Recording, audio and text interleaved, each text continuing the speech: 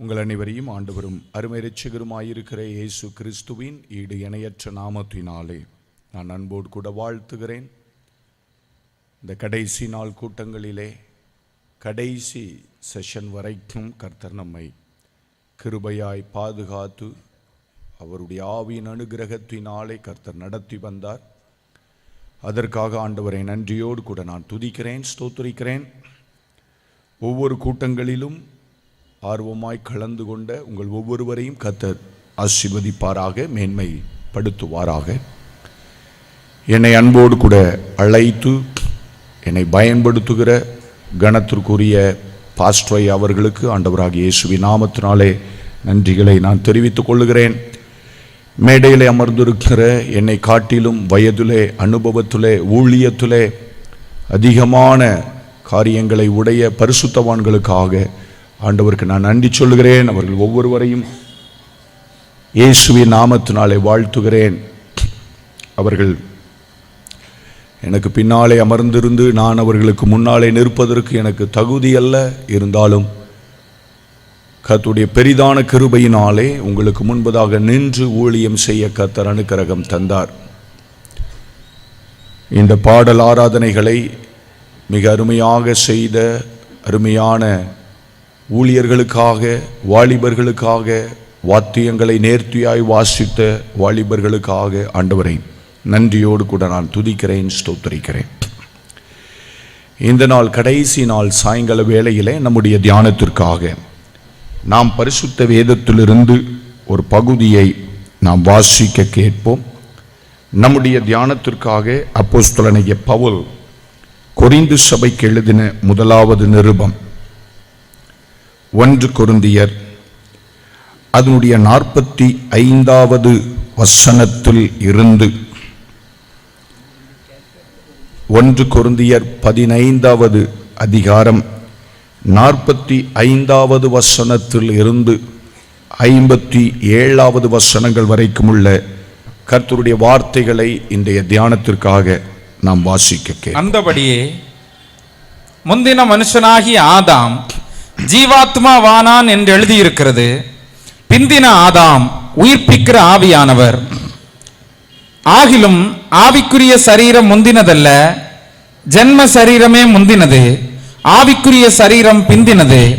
முந்தின மனுஷன் பூமியிலிருந்து உண்டான மண்ணானவன், இரண்டாம் மனுஷன் வானத்திலிருந்து வந்த கர்த்தர். மண்ணானவன் எப்படிப்பட்டவனோ மண்ணானவர்களும் அப்படிப்பட்டவர்களே. வானத்துக்குரியவர் எப்படிப்பட்டவரோ வானத்துக்கு உரியவர் எப்படிப்பட்டவரோ வானத்துக்குரியவர்களும் அப்படிப்பட்டவர்களே. மேலும் மண்ணானவனுடைய சாயலை நாம் அணிந்திருக்கிறது போல வானவருடைய சாயலையும் அணிந்து கொள்வோம். சகோதரரே, நான் சொல்லுகிறது என்னவெனில் மாம்சமும் இரத்தமும் தேவனுடைய ராஜ்யத்தை சுதந்தரிக்க மாட்டாது. அழிவுள்ளது அழியாமையை சுதந்தரிப்பது இல்லை. இதோ ஒரு ரகசியத்தை உங்களுக்கு அறிவிக்கிறேன். நாம் எல்லாரும் நித்திரை அடைவதில்லை. ஆகிலும் கடைசி எக்காலம் தொனிக்கும் போது ஒரு நிமிஷத்திலே ஒரு இமைப்பொழுதிலே நாம் எல்லாரும் மறுரூபமாக்கப்படுவோம். எக்காலம் தொனிக்கும் அப்பொழுது மரித்தோர் அழிவில்லாதவர்களாக எழுந்திருப்பார்கள். நாமும் மறுரூபமாக்கப்படுவோம். அழிவுள்ளதாகிய இது அழியாமையையும் சாவுக்கு ஏதுவாகிய இது சாவாமையும் தரித்துக் கொள்ள வேண்டும். அழிவுள்ளதாகிய இது அழியாமையையும் சாவுக்கு ஏதுவாகிய இது சாவாமையும் தரித்துக் கொள்ளும் போது மரணம் ஜெயமாக விழுங்கப்பட்டது என்று எழுதியிருக்கிற மரணம் ஜெயமாக மரணமாக விழுங்கப்பட்டது என்று எழுதி இருக்கிற வார்த்தை நிறைவேறும். வார்த்தை நிறைவேறும். மரணமே, மரணமே, உன் கூர் எங்கே? கூர் எங்கே? பாதாளமே, பாதாளமே, உன் ஜெயம் எங்கே? ஜெயம் எங்கே? மரணத்தின் கூர் பாவம், மரணத்தின் கூர் பாவம், பாவத்தின் பலன் நியாயப்பிரமாணம், பாவத்தின் பலன் நியாயப்பிரமாணம். நம்முடைய கர்த்தராகிய இயேசு கிறிஸ்துவினாலே, நம்முடைய கர்த்தராகிய இயேசு கிறிஸ்துவினாலே நமக்கு ஜெயம் கொடுக்கிற தேவனுக்கு ஸ்தோத்திரம். நமக்கு ஜெயம் கொடுக்கிற தேவனுக்கு ஸ்தோத்திரம் என்று அப்போஸ்தலனாகிய பவுல் மூலமாக பரிசுத்த ஆவியானவர் கொரிந்து சபைக்கு எழுதி கொடுத்தார். நாம் வாசிக்க கேட்ட இந்த நல்ல வார்த்தைக்காக கைகளை உயர்த்தி கர்த்தருக்கு நாம் ஸ்தோத்திரம் செலுத்தலாமே. அல்லேலூயா. கர்த்தருடைய பரிசுத்த நாமத்திற்கு ஸ்தோத்திரம் உண்டாவதாக. என்னை கேட்டுக்கொண்டிருக்கிற பிரியமான தேவனது பிள்ளைகளே, நான் வாசித்த இந்த வேத பகுதி நமக்கு புதிய வேத பகுதி அல்ல. நாம் எல்லாரும் பல முறைகளிலே படித்து, பல நாட்கள் தியானித்து, பல சந்தர்ப்பங்களிலே வாசிக்க கேட்ட வேத பகுதியை தான் நாம் வாசித்து கேட்டோம். அப்போஸ்தலனாகிய பவுல் இந்த காரியத்தை குறித்ததான ஒரு வெளிச்சத்தை சபைக்கு அவருக்கு கொடுக்கப்பட்ட கிருபையின்படியே எழுதி உணர்த்துவது அவருக்கு அவசியமாய் கண்டது. காரணம் என்னவென்றால், அந்த காலகட்டத்தில் கிறிஸ்துவுக்காக வைராக்கியமாய், கிறிஸ்துவுக்காக என்று சொல்லுவதை விட தேவனுக்காக வைராக்கியமாய் வாழும்படிக்கு தங்களை பிரித்து கொண்ட இரண்டு கூட்டத்தார்கள் இருந்தார்கள். ஒரு கூட்டம் பரிசேய மார்க்கம், இன்னொரு கூட்டம் சதுசேய மார்க்கம். இரண்டு பேருமே தங்களை தேவனுக்காக பிரித்து கொண்டவர்கள். இந்த சதுசேயர்கள் பொதுவாக ஆசாரியோத்துவத்தை சார்ந்து ஆசாரியர்களாக இருந்து தேவனது ஆலயத்துக்கு மேலே அதிகம் பற்று கொண்டவர்களாய் இருந்தார்கள். பரிசேயர்கள் அப்படி அல்ல. நியாயப்பிரமாணத்தை அடிமட்ட மக்களுக்கு போதிக்கிறவர்களாக இருந்தார்கள். இந்த ரெண்டு கூட்டத்திலேயுமே அவர்களுடைய நோக்கம் ஒன்றாய் இருந்தாலும், சதுசேய வகுப்பிலே ஒரு உபதேசத்திலே ஒரு கோளாறு காணப்பட்டது. சதுசேயர்களை குறித்து வேதம் சொல்லுகிறது, அவர்கள் உயிர் தெழுதல் இல்லை என்று சாதித்தார்கள் என்று எழுதப்பட்டிருக்கிறது. உயிர் தெழுதல் என்று ஒன்று இல்லை என்றால் சத்தியத்தை சபைகள் எப்பொழுதும் நினைவில் வைத்திருக்க வேண்டும் என்று சொல்லி அப்போஸ்தலனாகிய பவுல் தேவ கிருபையின்படியே இந்த வார்த்தையை பிரத்யட்சமாக பரிசுத்த ஆவியானவரின் துணையோடு கூட எழுதி கொடுத்தார். வேதம் சொல்லுகிறது, அந்தியும் ஒரே ஒரு தரம் மரிப்பதும் பின்பு நியாய தீர்ப்பு அடைவதும் மனிதனுக்கு நியமிக்கப்பட்டிருக்கிறது என்று பரிசுத்த வேதம் நமக்கு சொல்லுகிறது. இந்த உலகத்தில் பிறந்த எல்லா மனிதனும் ஒரு நாள் மரிக்க வேண்டும். மரித்த எல்லா மனிதனும் ஒரு நாள் உயிர்க்க வேண்டும். ஆனால் எப்பொழுது அவர்கள் உயிரோடு கூட எழும்புகிறார்கள் என்பதுதான் முக்கியம். பரிசுத்த வேதம் சொல்லுகிறது, அவன் அவன் தன் தன் வரிசையிலே உயிர்ப்பிக்கப்படுவான் என்று பரிசுத்த வேதம் சொல்லுகிறது. இந்த உலகத்தில் இருக்கிற எல்லா மனிதர்களுமே ஒரு நாள் உயிரோடு கூட எழும்புவார்கள். பரிசுத்தவானும் எழும்புவான், பாவிகளும் எழும்புவார்கள், சன்மார்க்கரும் எழும்புவார்கள், துன்மார்க்கரும் எழும்புவார்கள், ராஜாக்களும் எழும்புவார்கள். ஆனால் நம்முடைய வரிசை எதிலே என்பதை நாம் நிதானித்து பார்க்க வேண்டிய கட்டாயத்திற்குள்ளே காணப்படுகிறோம். என்னை கேட்டுக்கொண்டிருக்கிற பிரியமான தேவனது பிள்ளைகளே, இந்த உயிர் தெழுதலை குறித்ததான ரகசியத்தை அப்போஸ்தலனாகிய பவுல் சபைக்கு எழுதி கொடுக்கிற பொழுது இரண்டு நபர்களை குறித்து அவர் பேசுகிறதை நாம் வேதத்திலே வாசித்து கேட்டோம். இந்த இரண்டு நபர்களை குறித்து அவர் சொல்லுகிற பொழுது சொல்லுகிறார், முதலாம் மனிதன் என்று ஒரு நபரையும் இரண்டாம் மனிதன் என்று ஒரு நபரையும் அவர் காண்பித்துக் கொடுக்கிறார். முதலாம் மனிதன் மண்ணிலிருந்து உண்டானவன், மண்ணிலிருந்து உண்டான மனிதன் என்று ஒரு காரியத்தையும், இரண்டாம் மனிதனோ வானத்திலிருந்து உண்டானவர் என்று ஒரு காரியத்தையும் அவர் காண்பித்துக் கொடுக்கிறார். முதலாவது மனிதன் மண்ணுக்கு உரியவன் என்று ஒரு காரியத்தையும், இரண்டாம் ஆதாம் என்று அழைக்கப்பட்ட ஆண்டவராகிய இயேசு கிறிஸ்துவோ வானத்துக்கு உரியவர், பரலோகத்திற்கு உரியவர் என்ற ஒரு காரியத்தையும் அவர் காண்பித்துக் கொடுத்துவிட்டு, மண்ணானவர்கள் மண்ணுக்கு உரியவனுடைய சாயலை தரித்துக் கொண்டிருக்கிறது போல, வானத்திற்கு உரியவரின் சாயலை அவருடையவர்கள் தரித்துக் கொள்ள வேண்டும் என்ற தேவனது மகிமையான திட்டத்தை அவர் இந்த இடத்திலே எழுதி காண்பிக்கிறார்.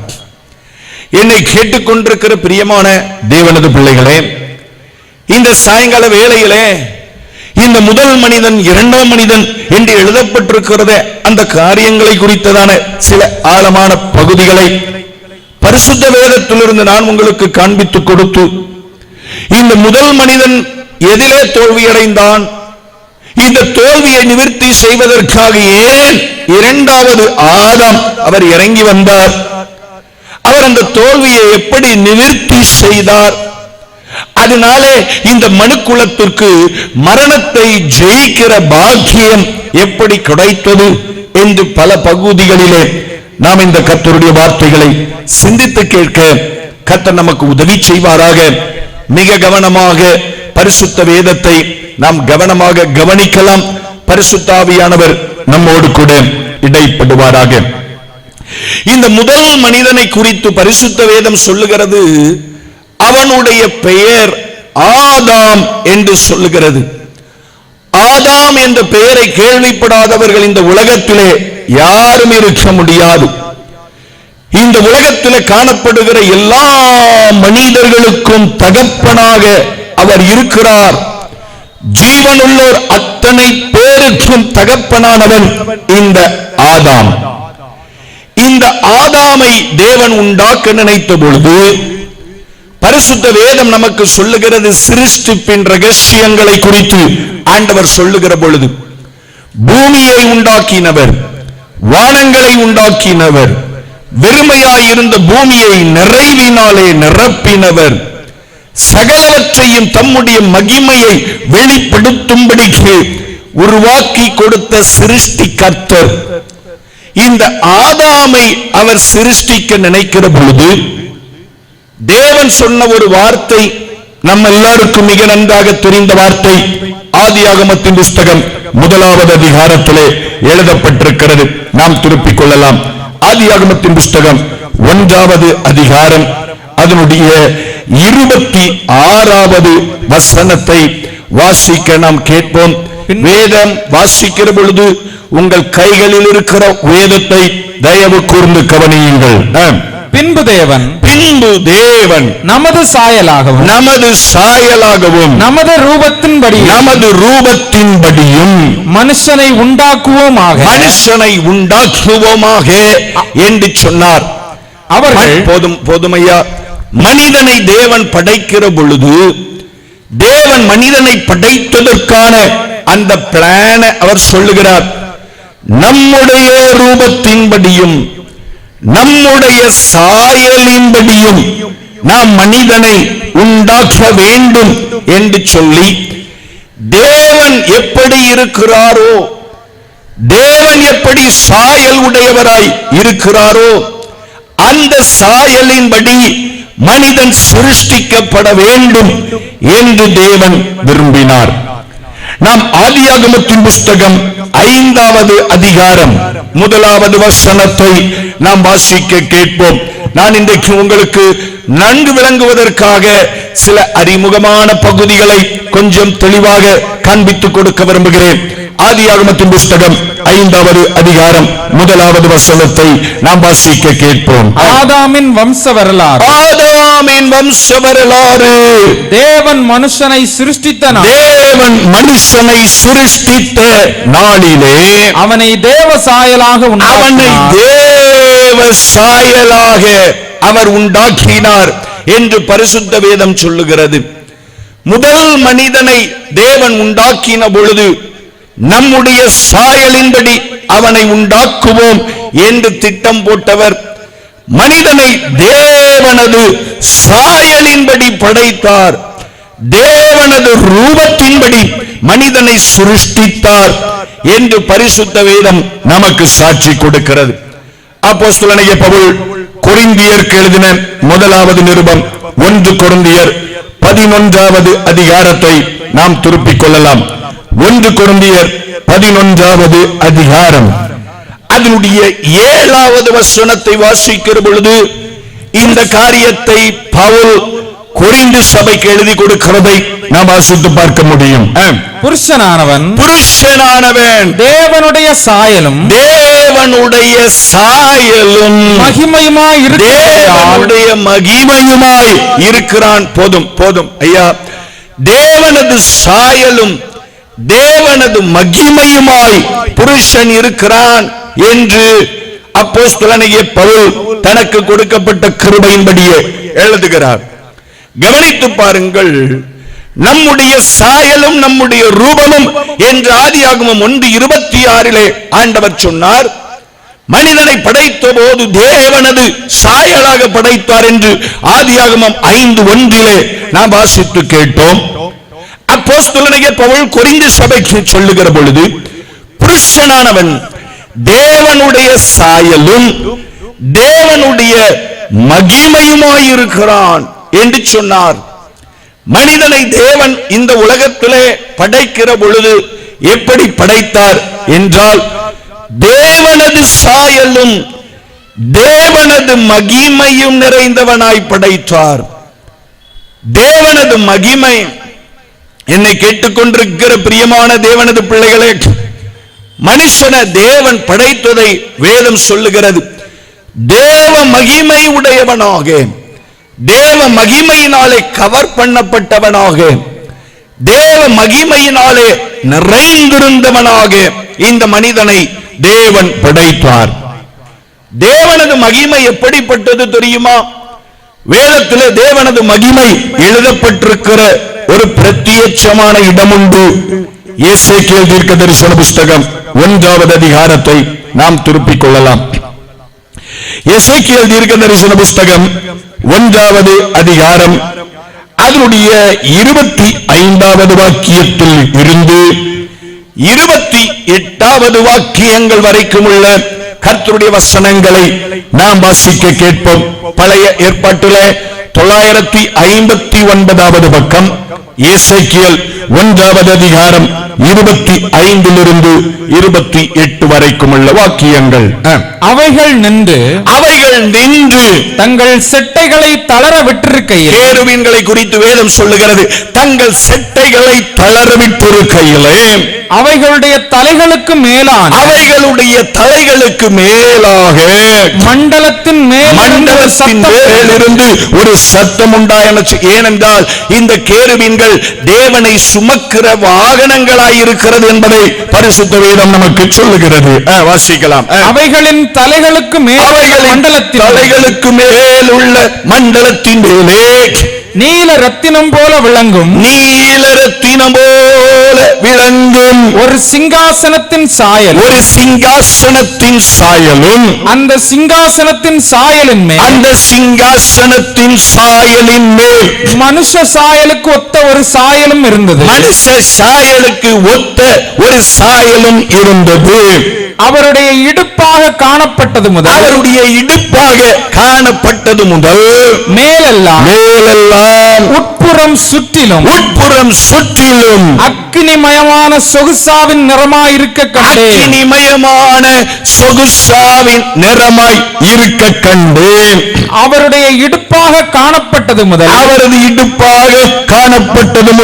கீழெல்லாம் அக்கினிமயமாகவும் அதை சுற்றிலும் சுற்றிலும் பிரகாசமாகவும் இருக்க கண்டு பிரகாசமாகவும் இருக்க கண்டு மழை பெய்யும் நாளில் மேகத்தில் வானவில் எப்படி காணப்படுகிறதோ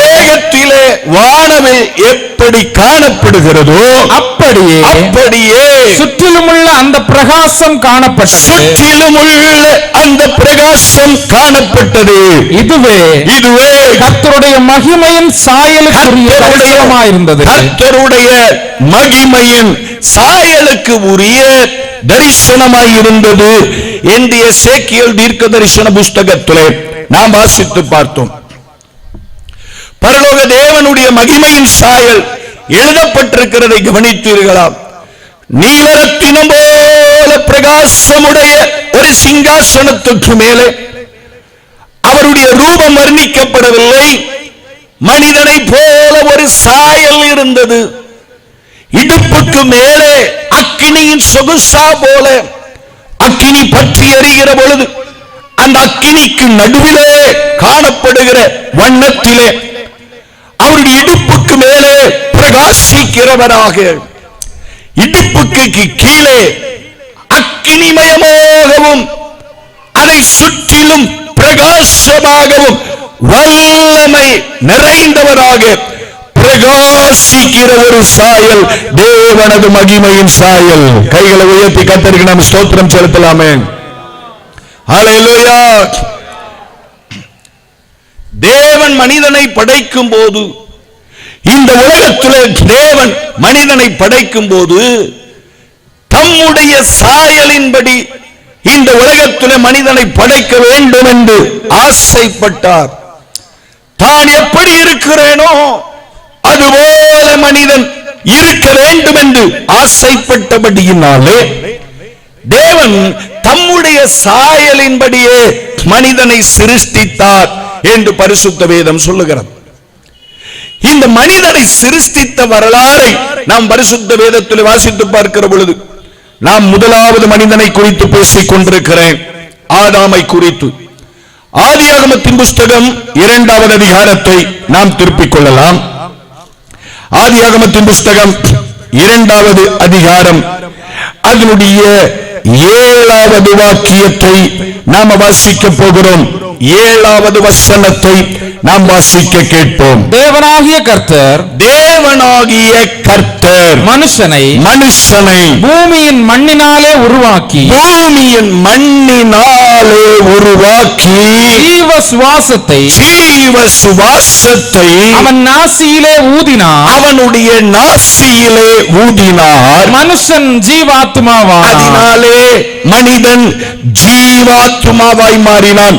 அப்படி என்றால் ஜீவன் நிறைந்த ஆத்மாவாய் மனிதன் மாறினான். கைகளை உயர்த்தி கர்த்தருக்கு நம்ம ஸ்தோத்திரம் செலுத்தலாமே. அவனுடைய படைப்பை குறித்து வேதம் சொல்லுகிறது. தேவனாகிய கர்த்தர் மனுஷனை மண்ணினாலே உருவாக்கி அவனுடைய நாசியிலே தனது சுவாசத்தை ஊதினார், ஜீவ சுவாசத்தை ஊதினார். அந்த ஜீவ சுவாசம் மனிதனுக்குள்ளே போனபடியினாலே மனிதன் ஆத்துமாவாய் மாறினான் என்று எழுதப்படாமல் ஜீவாத்மாவாய் மாறினான். ஜீவன் நிறைந்த ஆத்துமாவாய் மனிதன் மாறினான் என்று பரிசுத்த வேதம் எழுதப்பட்டிருக்கிறது. இந்த மனிதனுடைய சிருஷ்டிப்பை குறித்ததான சில காரியங்கள் யோபுவின் புஸ்தகத்தில் எழுதப்பட்டிருக்கிறது. அவைகளையும் நான் உங்களுக்கு காண்பித்துக் கொடுக்க விரும்புகிறேன். யோபுவின் புஸ்தகம் 33வது அதிகாரத்தை நாம் திருப்பிக் கொள்ளலாம். யோபுவின் புஸ்தகம் 33வது அதிகாரம் அதனுடைய 6வது வசனத்தை நாம வாசிக்க கேட்போம். இதோ உம்மை போல நானும் தேவனால் உண்டானவன், நானும் தேவனாலே உண்டானவன், நானும் மண்ணினால் உருவாக்கப்பட்டவன், நானும் மண்ணினாலே நான் உருவாக்கப்பட்டவன்.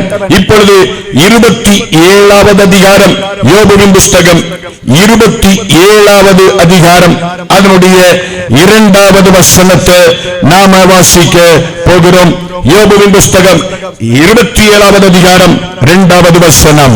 என் சுவாசம் என்னிலும் என் சுவாசம் என்னிலும் தேவன் தந்த ஆவி, தேவன் தந்த ஆவி. அந்த வார்த்தைகளை நல்ல கவனிங்க. என் சுவாசம் என்னிலும் தேவன் தந்த ஆவி நாசியிலும் இருக்கும் மட்டும், என் நாசியிலும் இருக்கும் மட்டும் என் உதடுகள் தீமையை சொல்வதும் இல்லை. என் உதடுகள் தீமையை சொல்லாது, என் நாக்கு கபடம் பேசுவதும் இல்லை. என் நாக்கு கபடம் பேசுவது இல்லை என்று அவர் தீர்மானம் எடுத்துக்கொண்டார். என்னை கேட்டுக்கொண்டிருக்கிற பிரியமான தேவனது பிள்ளைகளே, வசனம் சொல்லுகிறது, நான் மண்ணினால் உண்டாக்கப்பட்டவன், ஆனால் எனக்குள்ளே, மண்ணினால் உண்டாக்கப்பட்ட எனக்குள்ளே தேவன் தந்த ஆவி இருக்கிறது என்பதை அவர் அறிந்து வைத்திருந்தார். கைகளை உயர்த்தி கர்த்தருக்கு நாம் ஸ்தோத்திரம் பண்ணலாமே. இந்த முதல் மனிதன் எப்படிப்பட்டவன் என்றால், மண்ணினால் செய்யப்பட்டவன், ஆனால் அந்த மண்ணுக்குள்ளே தேவன் கொடுத்த ஆவி இருந்தபடியினாலே அவன் ஜீவன் நிறைந்தவனாயிருந்தான். அப்படின்னா என்ன அர்த்தம்? மறுபடியும் நம்ம வாசிக்கலாம். யோபுவின் புஸ்தகம் 33வது அதிகாரம் அதனுடைய 4வது வசனத்தை நாம வாசிக்க போகிறோம். யோபுவின் புஸ்தகம் 33வது அதிகாரம் அதனுடைய 4வது வசனம். தேவனுடைய ஆவியானவர் என்னை உண்டாக்கினார், தேவனுடைய ஆவியானவர் என்னை உண்டாக்கினார். சர்வ வல்லவருடைய சுவாசம், சர்வ வல்லவருடைய சுவாசம் எனக்கு உயிர் கொடுத்தது, எனக்கு உயிர் கொடுத்தது என்று சொல்லுகிறார். சர்வ வல்லவருடைய சுவாசம், சர்வ வல்லவர் வாயிலிருந்து புறப்பட்ட சுவாசம் எனக்கு உயிர் கொடுத்தது. அப்படி என்றால் சர்வ வல்லவருடைய சுவாசம் இல்லாதவன் எவனும் உயிரற்றவன், செத்தவன். அவன் தான் மரணத்திற்கு உட்பட்டிருக்கிறவன். அதனால வேதம் சொல்லுகிறது, சர்வ வல்லவருடைய சுவாசம் எனக்கு உயிர் கொடுத்தது. எனக்கு உயிர் கொடுத்தது என்று சொல்லப்பட்டிருக்கிற பொழுது, உயிர் என்று சொல்லுகிற பொழுது நடக்கிறதும் ஓடுகிறதும் சாப்பிடுகிறதும் வேலை செய்கிறதும் கிரியை நடப்பிக்கிறதும் உயிர் அல்ல. அதே யோபுவின் புஸ்தகத்திலே 32வது அதிகாரம் 8வது வசனத்தை நாம வாசிக்க கேட்போம். யோபுவின் புஸ்தகம் 32வது அதிகாரம் அதனுடைய 8வது வசனம். ஆனாலும் மனுஷரில் ஒரு ஆவி உண்டு, மனுஷரிலே ஒரு ஆவி உண்டு, சர்வ வல்லவருடைய சுவாசமே, சர்வ வல்லவருடைய சுவாசமே அவர்களை உணர்வுள்ளவர்களாக்கும் என்று பரிசுத்த வேதம் சொல்லுகிறது. என்னை கேட்கிற பிரியமான தெய்வ பிள்ளைகளே, தம்முடைய சாயலின்படி மனிதனை உண்டாக்குவோமாக என்று கர்த்தர் சொன்னாரே, அந்த சிருஷ்டிப்புக்கு பின்னாலே இருக்கிற ரகசியத்தை பாருங்கள். மண்ணினால் உண்டாக்கப்பட்ட மனிதன் தேவனது ஆவியினாலே உயிர் பெற்றவனாய், தேவனது ஆவியினாலே உணர்வு பெற்றவனாய் வாழ்கிறான். உயிர் எப்படி கடந்து வருகிறது? தேவனது ஆவியினாலே உயிர் கடந்து வருகிறது. உயிர் இருக்கிறது என்றால் அர்த்தம் என்ன? உணர்வு உடையவன் எவனோ அவன் தான் உயிர் உடையவன். ஆமென்னு சொல்றவங்க கைகளை உயர்த்தி கர்த்தருக்கு ஸ்தோத்திரம் பண்ணுங்க பார்க்கலாம். சர்வ வல்லவருடைய சுவாசம் என்னை உணர்வு உள்ளவனாய் மாற்றிற்று.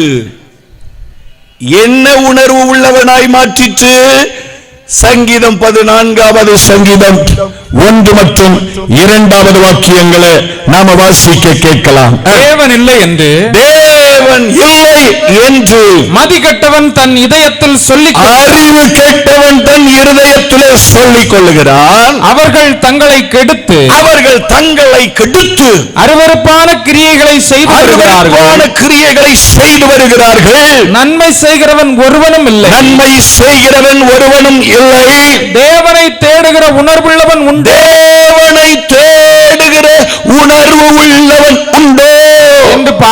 என்று பார்க்க கர்த்தர் பரலோகத்திலிருந்து மனுபுத்திரரை கண்ணோக்கி பார்த்தார் என்று பரிசுத்த வேதம் சொல்லுகிறது.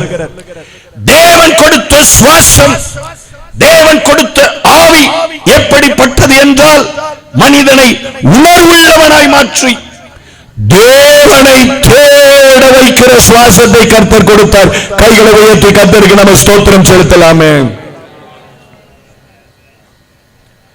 இந்த ஆதி மனிதனுடைய சிருஷ்டிப்பு அற்புதமானது. தேவ சாயலின்படி உண்டாக்கப்பட்டான். தேவ ஆவியினாலே நிரப்பப்பட்டான். உணர்வினாலே நிரப்பப்பட்டான். தேவனை தரிசிக்கிற அனுபவத்தை பெற்றான். தேவ குரலை அறிந்து கொள்ளுகிற அனுபவத்தை பெற்றான். தேவ சமூகத்திலே வாழ்ந்திருக்கிற அனுபவத்தை பெற்றான். ஆனால் இந்த முதல் மனிதனுக்குள்ளே காணப்பட்ட ஒரு பயங்கரமான காரியம், இந்த முழு உலகத்தை பாதிக்கிற அளவுக்கு ஒரு சம்பவம் நடந்து போனது இந்த முதல் மனிதனுடைய காலத்துல. நாம் வேதத்தில் வாசித்து பார்த்தால், இப்பொழுது பழைய ஏற்பாட்டில் நம்ம வாசிக்க வேண்டாம், ரோமருக்கு எழுதின நிருபம் 5வது அதிகாரத்தை நாம திருப்பிக் கொள்ளலாம். ரோமருக்கு எழுதின நிருபம் 5வது அதிகாரம் 12வது வசனத்தை நாம வாசிக்க போகிறோம். ரோமருக்கு எழுதின நிருபம் 5வது அதிகாரம் 12வது வசனம். இப்படியாக ஒரே மனுஷனாலே பாவமும், பாவத்தினாலே மரணமும் உலகத்திலே பிரவேசித்தது போலவும், எல்லா மனுஷரும் பாவம் செய்தபடியால், மரணம் எல்லாருக்கும் வந்தது போலவும், இதுவும் ஆயிற்று. 17, 18 வசனங்கள் எழுதப்பட்டிருக்கிறது. ஆதாமின் பாவத்தை குறித்து வேதம் சொல்லுகிறது. ஒருவனுடைய மீறுதலினாலே, அந்த ஒருவனுடைய ஒரே மீறுதலினாலே இந்த உலகத்திற்குள்ளே மரணம் என்ற ஒன்று, தேவன் இந்த மனிதனை படைத்த பொழுது வைக்காத ஒன்று இந்த உலகத்திற்குள்ளே வந்தது. ஒரு மனிதனுடைய மீறுதல். ஓசியா தீர்க்கதரிசன புஸ்தகத்திலே நாம் வாசித்து பார்க்க முடியும். 6வது அதிகாரம், ஓசியா தீர்க்கதரிசன புஸ்தகம் 6வது அதிகாரம் 7வது வசனத்தை நாம வாசிக்க கேட்கலாம். அவர்களோ ஆதாமை போல் உடன்படிக்கையை மீறி, ஆதாமை போல உடன்படிக்கையை உடைத்து, உடன்படிக்கையை மீறி, அங்கே எனக்கு விரோதமாக துரோகம் பண்ணினார்கள் என்று ஆண்டவர் தீர்க்கதரிசி மூலமாக எழுதி வைத்திருக்கிறார். இந்த ராத்திரி வேளையிலே என்னுடைய வார்த்தையை கேட்கிற தெய்வ பிள்ளைகளே, இந்த பழைய மனுஷனை குறித்து சில காரியங்களை நான் உங்களுக்கு காண்பித்துக் கொடுத்தேன். தேவ சாயலின்படி படைக்கப்பட்டவன், தேவ ஆவியினாலே நிரப்பப்பட்டவன், உணர்வு உடையவனாய் வாழ்ந்தவன், தேவ சமூகத்திலே வாழ்ந்தவன் உடன்படிக்கையை முறித்து போட்டான். அதனால இந்த உலகத்திற்குள்ளே மரணம் வந்தது. மரணம் என்றால் என்ன? ஜீவன் பிரிந்து போனது. ஆவியிலே இருந்த ஜீவன் பிரிந்து போனது. உள்ளான மனுஷனுக்குள்ளே இருந்த ஜீவன் பிரிந்து போனது. உள்ளான மனுஷனுக்குள்ளே இருந்த உணர்வு பிரிந்து போனது. உள்ளான மனுஷன் தேவனோடு வைத்திருந்த ஐக்கியம் பிரிந்து போனது. புறம்பான மனுஷன் தான் எடுக்கப்பட்ட மண்ணுக்கு திரும்ப வேண்டும் என்று ஒரு கட்டளை தேவனாலே கொடுக்கப்பட்டது. ஆனால் ஆதியாகமத்தின் புஸ்தகத்தில் நம்ம வாசிக்கிறோம், நீ மண்ணிலிருந்து எடுக்கப்பட்டபடியால் நீ மண்ணுக்கு திரும்புவாய் என்று ஒரு கட்டளை கொடுக்கப்பட்டது. இந்த உலகத்தில் பிறக்கிற எல்லாருமே மண்ணிலே போய் சேருகிறார்கள். அவர்களது சரீரம் மண்ணோடு மண்ணாக அது புதைக்கப்பட வேண்டும், அது மண்ணுக்கு திரும்ப வேண்டும் என்று ஒரு கட்டளை ஆதாமின் மீறுதலினாலே வந்தது. தேவனது சித்தம் அதுவல்ல, தேவனது நோக்கம் அதுவல்ல. மனிதனை தேவன் படைத்த பொழுது தேவனது ஒரிஜினல் பிளான் அதுவல்ல. தேவனது திட்டம் என்னவென்றால், தேவன் மனிதனை எப்படி படைத்தார் என்றால் தன்னுடைய சாயலின்படியே படைத்தபடியினாலே தன்னுடைய சாயலை மனிதன் எப்பொழுதும் உடையவனாய் இருக்க வேண்டும் என்று கர்த்தர் விரும்புகிறார். கைகளை உயர்த்தி கர்த்தருக்கு நம்ம ஸ்தோத்திரம் பண்ணலாமே. இந்த முதல் மனிதன் இந்த சொசைட்டியில, இந்த உலகத்துல, மனுக்குலத்துல பண்ணின இந்த காரியம் பயங்கரமான காரியம்.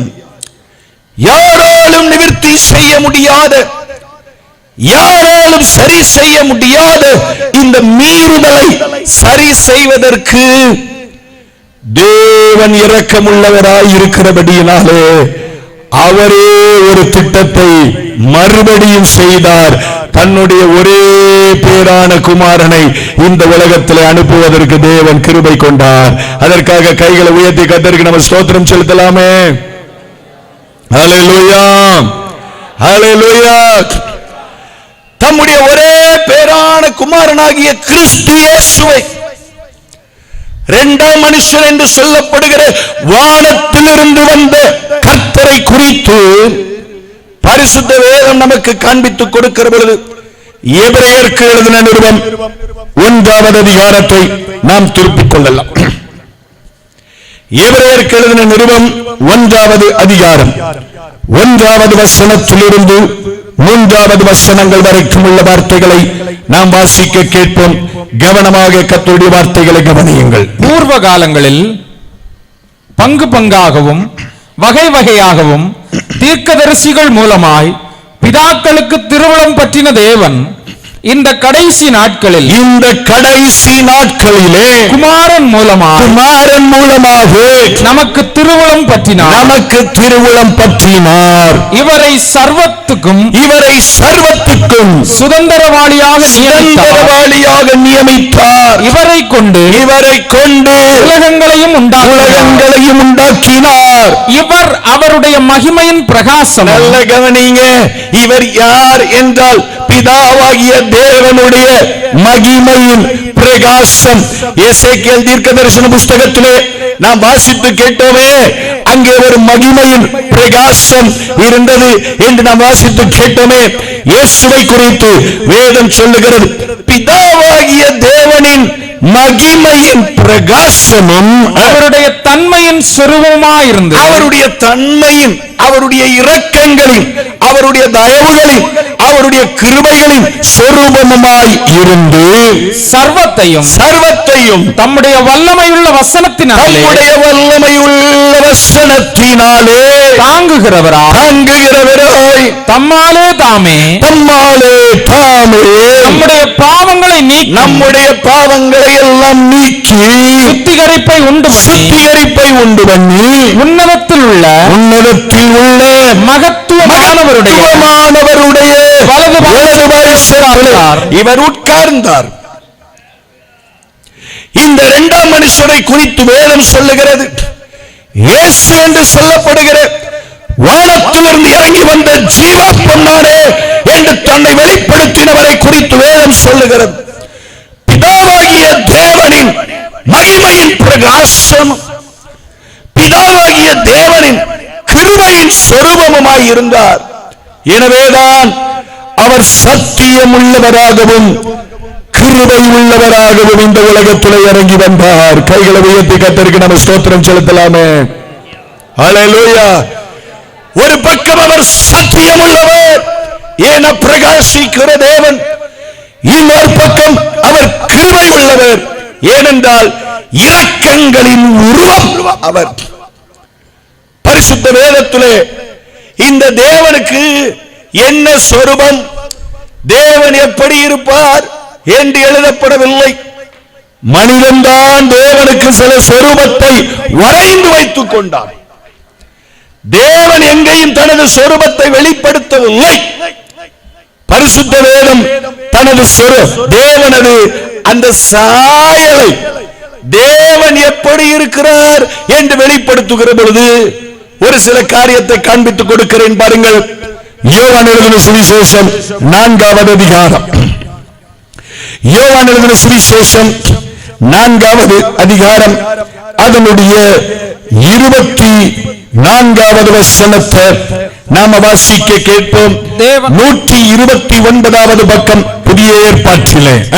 தேவன் ஆவியாய் இருக்கிறார், தேவன் ஆவியாய் இருக்கிறார். அவரை தொழுது கொள்ளுகிறவர்கள், அவரை தொழுது கொள்ளுகிறவர்கள் ஆவியோடும் ஆவியோடும் உண்மையோடும் அவரை தொழுது கொள்ள வேண்டும் என்று இயேசு சொன்னார். தேவன் எப்படிப்பட்டவர்?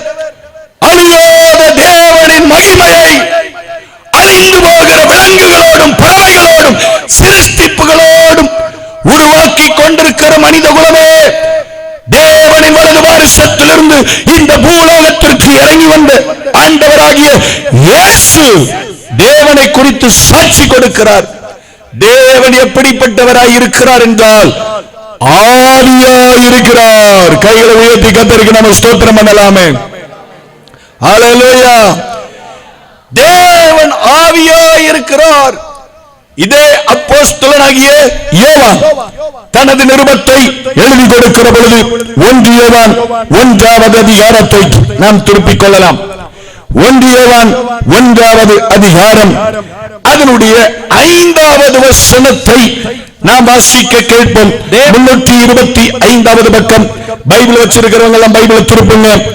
1 யோவான் 1வது அதிகாரம் 5வது வசனம். தேவன் ஒளியாய் இருக்கிறார், தேவன் ஒளியாய் இருக்கிறார். அவரில் எவ்வளவேனும் இருள் இல்லை, அவரில் எவ்வளவேனும் இருள் இல்லை.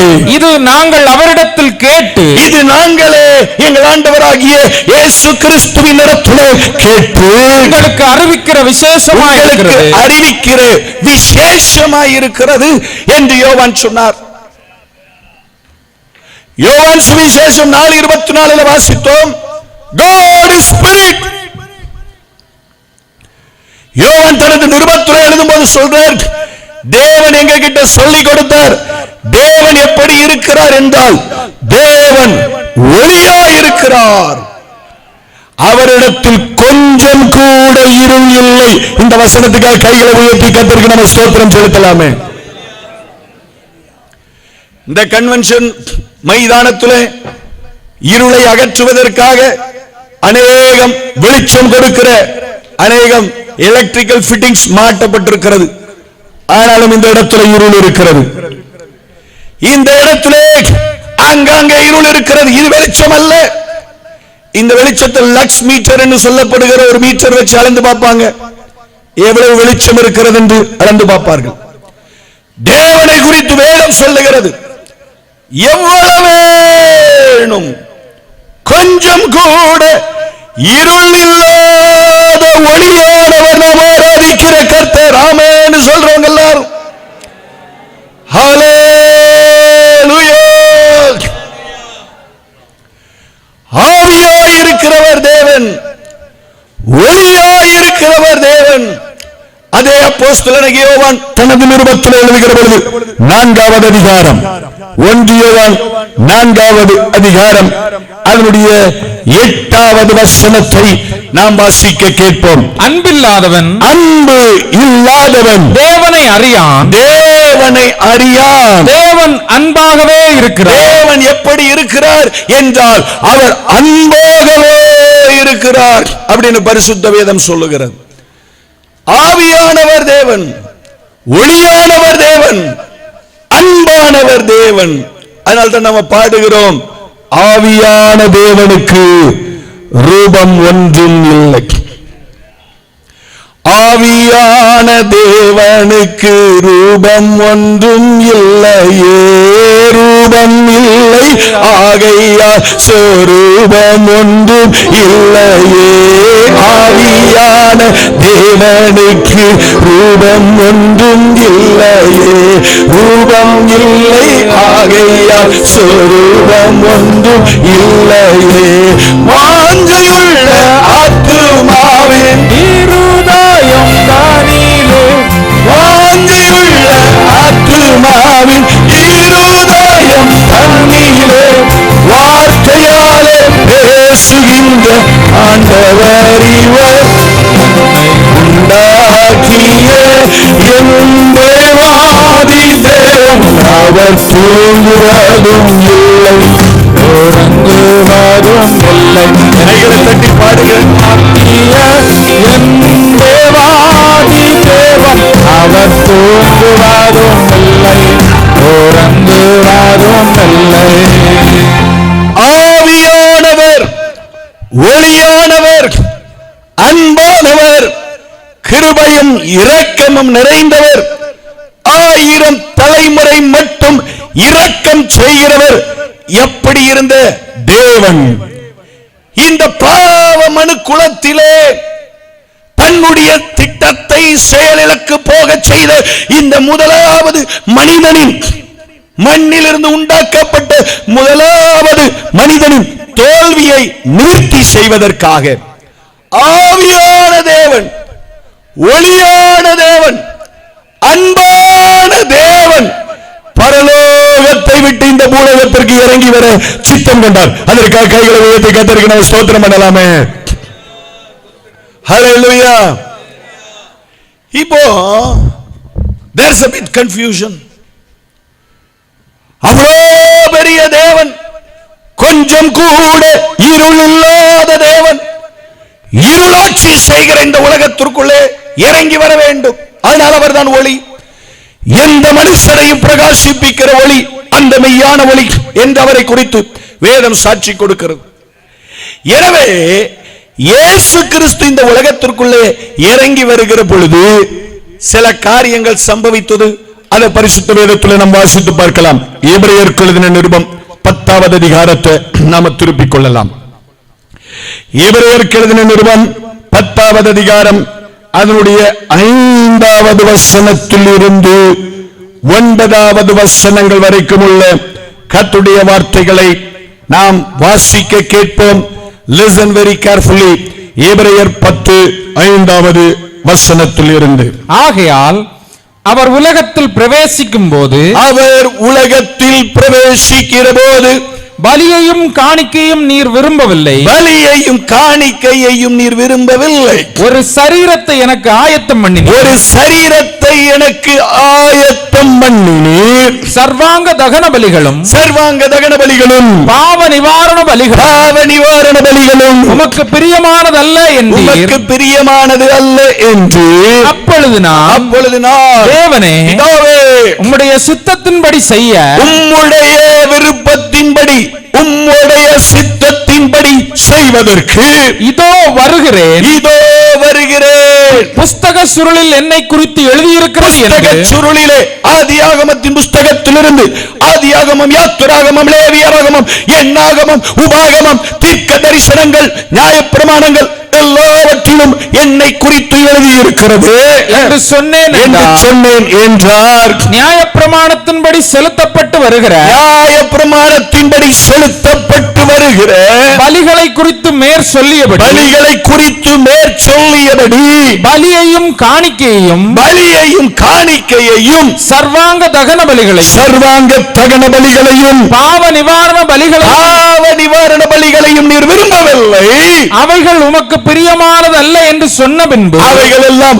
உமக்கு பிரியமானது அல்ல என்று சொன்ன பின்பு, தேவனே, சித்தத்தின்படி செய்ய, உம்முடைய சித்தத்தின்படி செய்வதற்கு இதோ வருகிறேன் என்று சொன்னார். இதோ வருகிறேன் என்று சொன்னார். இரண்டாவதை நிலைநிறுத்துவதற்கு, இரண்டாவதை நிலைநிறுத்துவதற்காக முதலாவதை நீக்கி போடு, முதலாவதை அவர் நீக்கி போடுகிறார், நீக்கி போட்டார், நீக்கி போடுகிறார் என்று பரிசுத்த வேதம் சொல்லுகிறது. கைகளை உயர்த்தி கர்த்தருக்கு நம்ம ஸ்தோத்திரம் செலுத்தலாமே.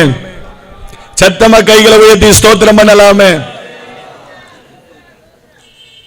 தேவாதி தேவன் சிருஷ்டிகர்த்தர் இந்த உலகத்திற்குள்ளே கடந்து வர வேண்டும்.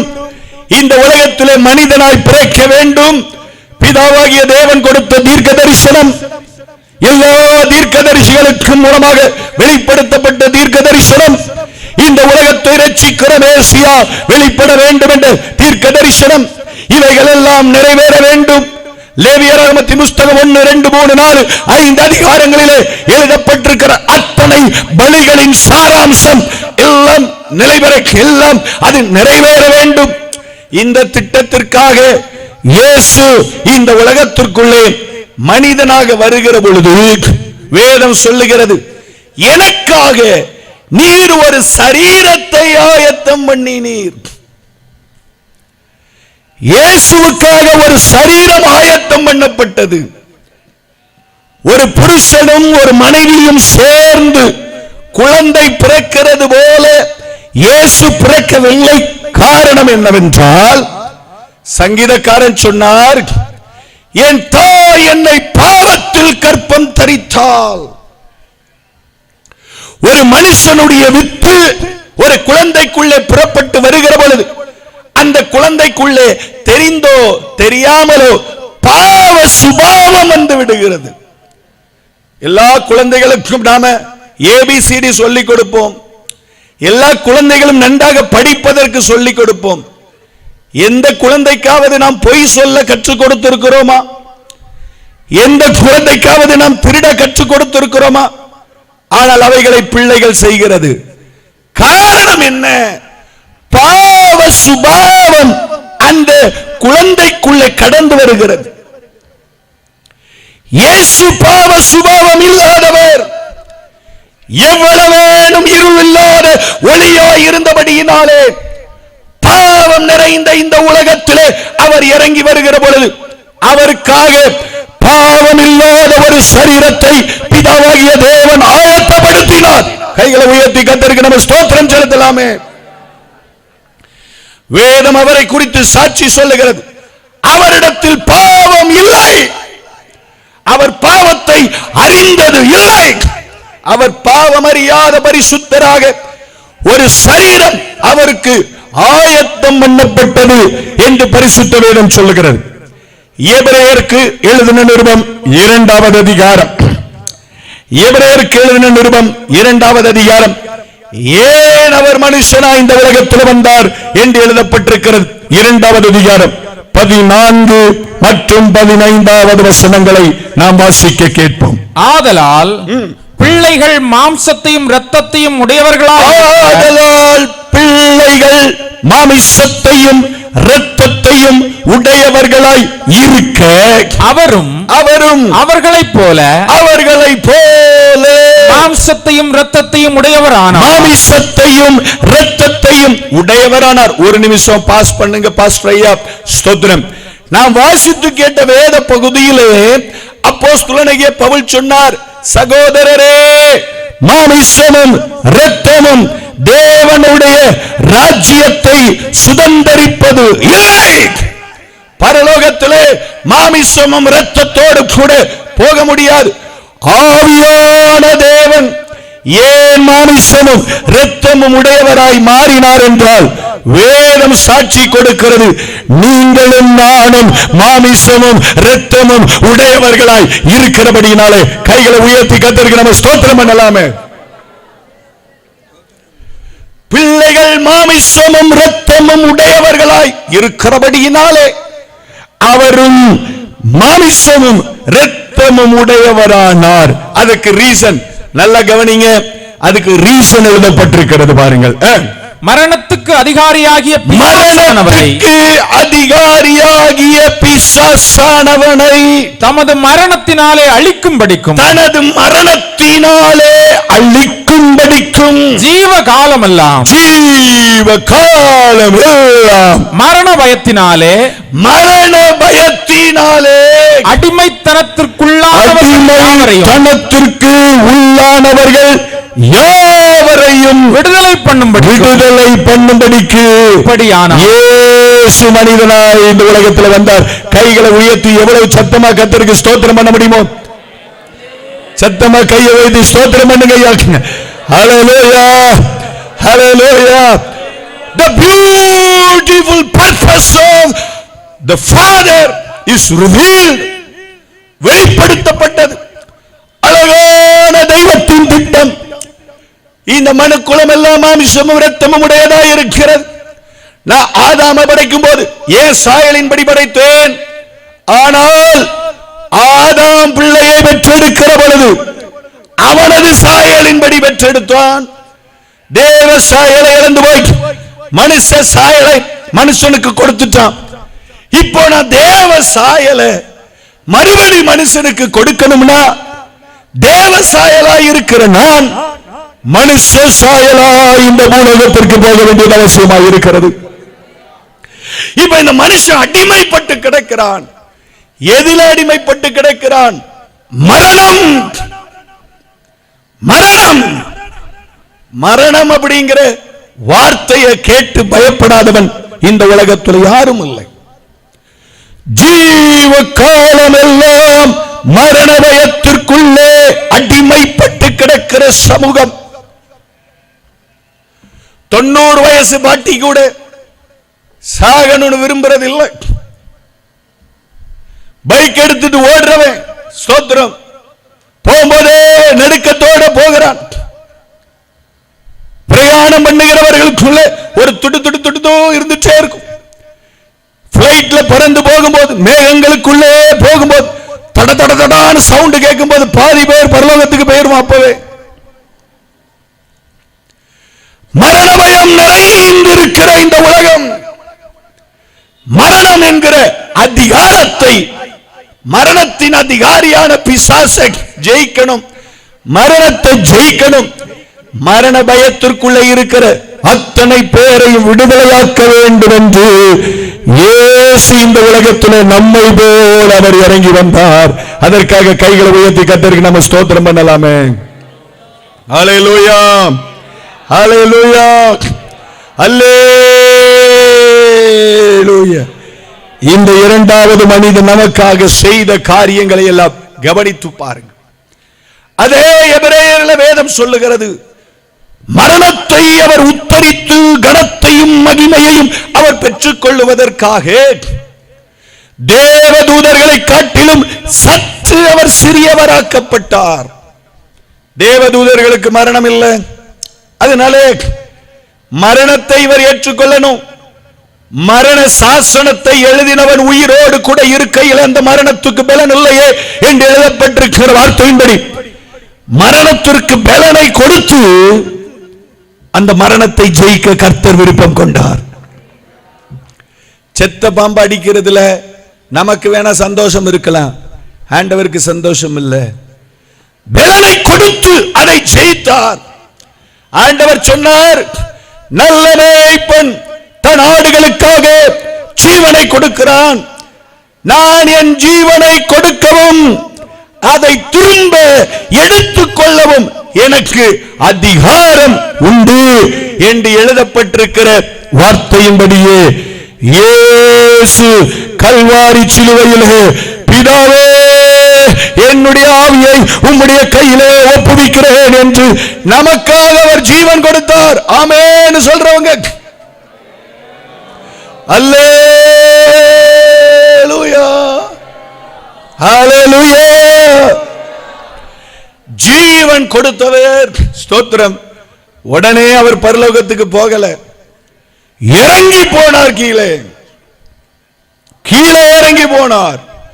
வேதம் சொல்லுகிறது, ஒரு கள்ளனை பார்த்து ஆண்டவர் சொன்னார், இன்றைக்கு நீ என்னுடனே கூட பரதீசியில் இருப்பாய். அங்க யார் இருந்தாங்க அப்படின்னா, பழைய ஏற்பாட்டு பரிசுத்தவான்களுடைய ஆத்துமாக்கள் அங்கே காக்கப்பட்டிருந்தது. பரலோகத்துக்கு போக முடியல. ஏன் பரலோகத்துக்கு போக முடியலன்னா, இயேசு ஒருவர் தவிர பரலோகத்துக்கு போவதற்கு வேறு வழி இல்லை. ஆமென்னு சொல்றவங்க உங்களால் எவ்வளவு சத்தமா கர்த்தருக்கு ஸ்தோத்திரம் பண்ண முடியுமோ அவ்வளவு சத்தமா ஸ்தோத்திரம் பண்ணுங்க. பரதீசு என்று சொல்லப்பட்ட, ஆபிரகாமின் மடி என்று சொல்லப்பட்ட, மேல் பாதாளம் என்று சொல்லப்பட்ட பரிசுத்தவான்களின் ஆத்துமா காக்கப்பட்டிருந்த இடத்திற்கு இயேசு இறங்கி போனார். வேதம் சொல்லுகிறது, காவலில் இருந்த ஆவிகளுக்கு சுவிசேஷத்தை பிரசங்கித்தார். காவலில் இருந்த ஆவிகள் பரலோகத்தை சுதந்தரிப்பதற்கான சுவிசேஷத்தை பிரசங்கித்து சிறைப்பட்டவர்களை சிறையாக்கி கொண்டு அவர் உன்னதத்திற்கு ஏறி போனார் என்று அப்போஸ்தலனாகிய பவுல் எபேசு சபைக்கு எழுதி கொடுக்கிறார். கைகளை உயர்த்தி கர்த்தருக்கு ஸ்தோத்திரம் பண்ணுங்க பார்க்கலாமே. ஹல்லேலூயா. மகிமையான கர்த்தர் முதலாவது மனிதன், மண்ணின் மைந்தன், மண்ணின் மகன், மண்ணிலிருந்து உருவாக்கப்பட்டவன் மீறி போன பொழுது இரண்டாவது கர்த்தர் மகிமையும் வல்லமையும் நிறைந்தவர் எல்லாவற்றையும் ஒதுக்கி வைத்துவிட்டு சிலுவை பரியந்தம் கீழ்ப்படிந்தார் என்று வேதம் சொல்லுகிறது. அங்கு ஒரு மனிதன் மண்ணிலே உருவாக்கப்பட்டவன், அவன் தேவ சாயலை இழந்து போனான். மனுக்குலம் முழுவதும் சபிக்கப்பட்டது. இங்கே ஒரு மனிதன் வானத்திலிருந்து இறங்கி வந்த கர்த்தர், அவர் தேவ சாயலை கொடுக்கும்படிக்கு மனுஷ சாயலாய் மாறினார். அவர் மரண பரியந்தம் கீழ்ப்படிந்தபடியினாலே மீறுதலினால் உண்டாகிற மரணத்தை ஜெயிப்பதற்கான ஒரு கிருபையை கர்த்தர் நமக்கு கொடுத்திருக்கிறார். கைகளை உயர்த்தி கர்த்தருக்கு நம்ம ஸ்தோத்திரம் பண்ணலாமே. ஹல்லேலூயா, ஹல்லேலூயா. அவர் உயிரோடு கூட எழுந்ததினாலே நித்திய ஜீவனையும் அழியாமையையும் சுவிசேஷத்தினாலே வெளியரங்கமாக்கினார் என்ற அப்போஸ்தலனாகிய பவுல் எழுதி கொடுக்கிற வார்த்தைகளை நாம் வாசித்து பார்க்கிறோம். ஏன் இவ்வளவு காரியங்களை நான் உங்களுக்கு சொல்லிக் கொடுத்தேன் என்று சொன்னால், இந்த இரண்டாவது மனுஷனாகிய கர்த்தர் நமக்காக இந்த உலகத்திலே நிறைவேற்ற வேண்டிய பலிகளை நிறைவேற்றி, நமக்காக இந்த உலகத்திலே ஜெயிக்க வேண்டிய காரியங்களை ஜெயித்து பரலோகத்திற்கு ஏறி போயிருக்கிறார்.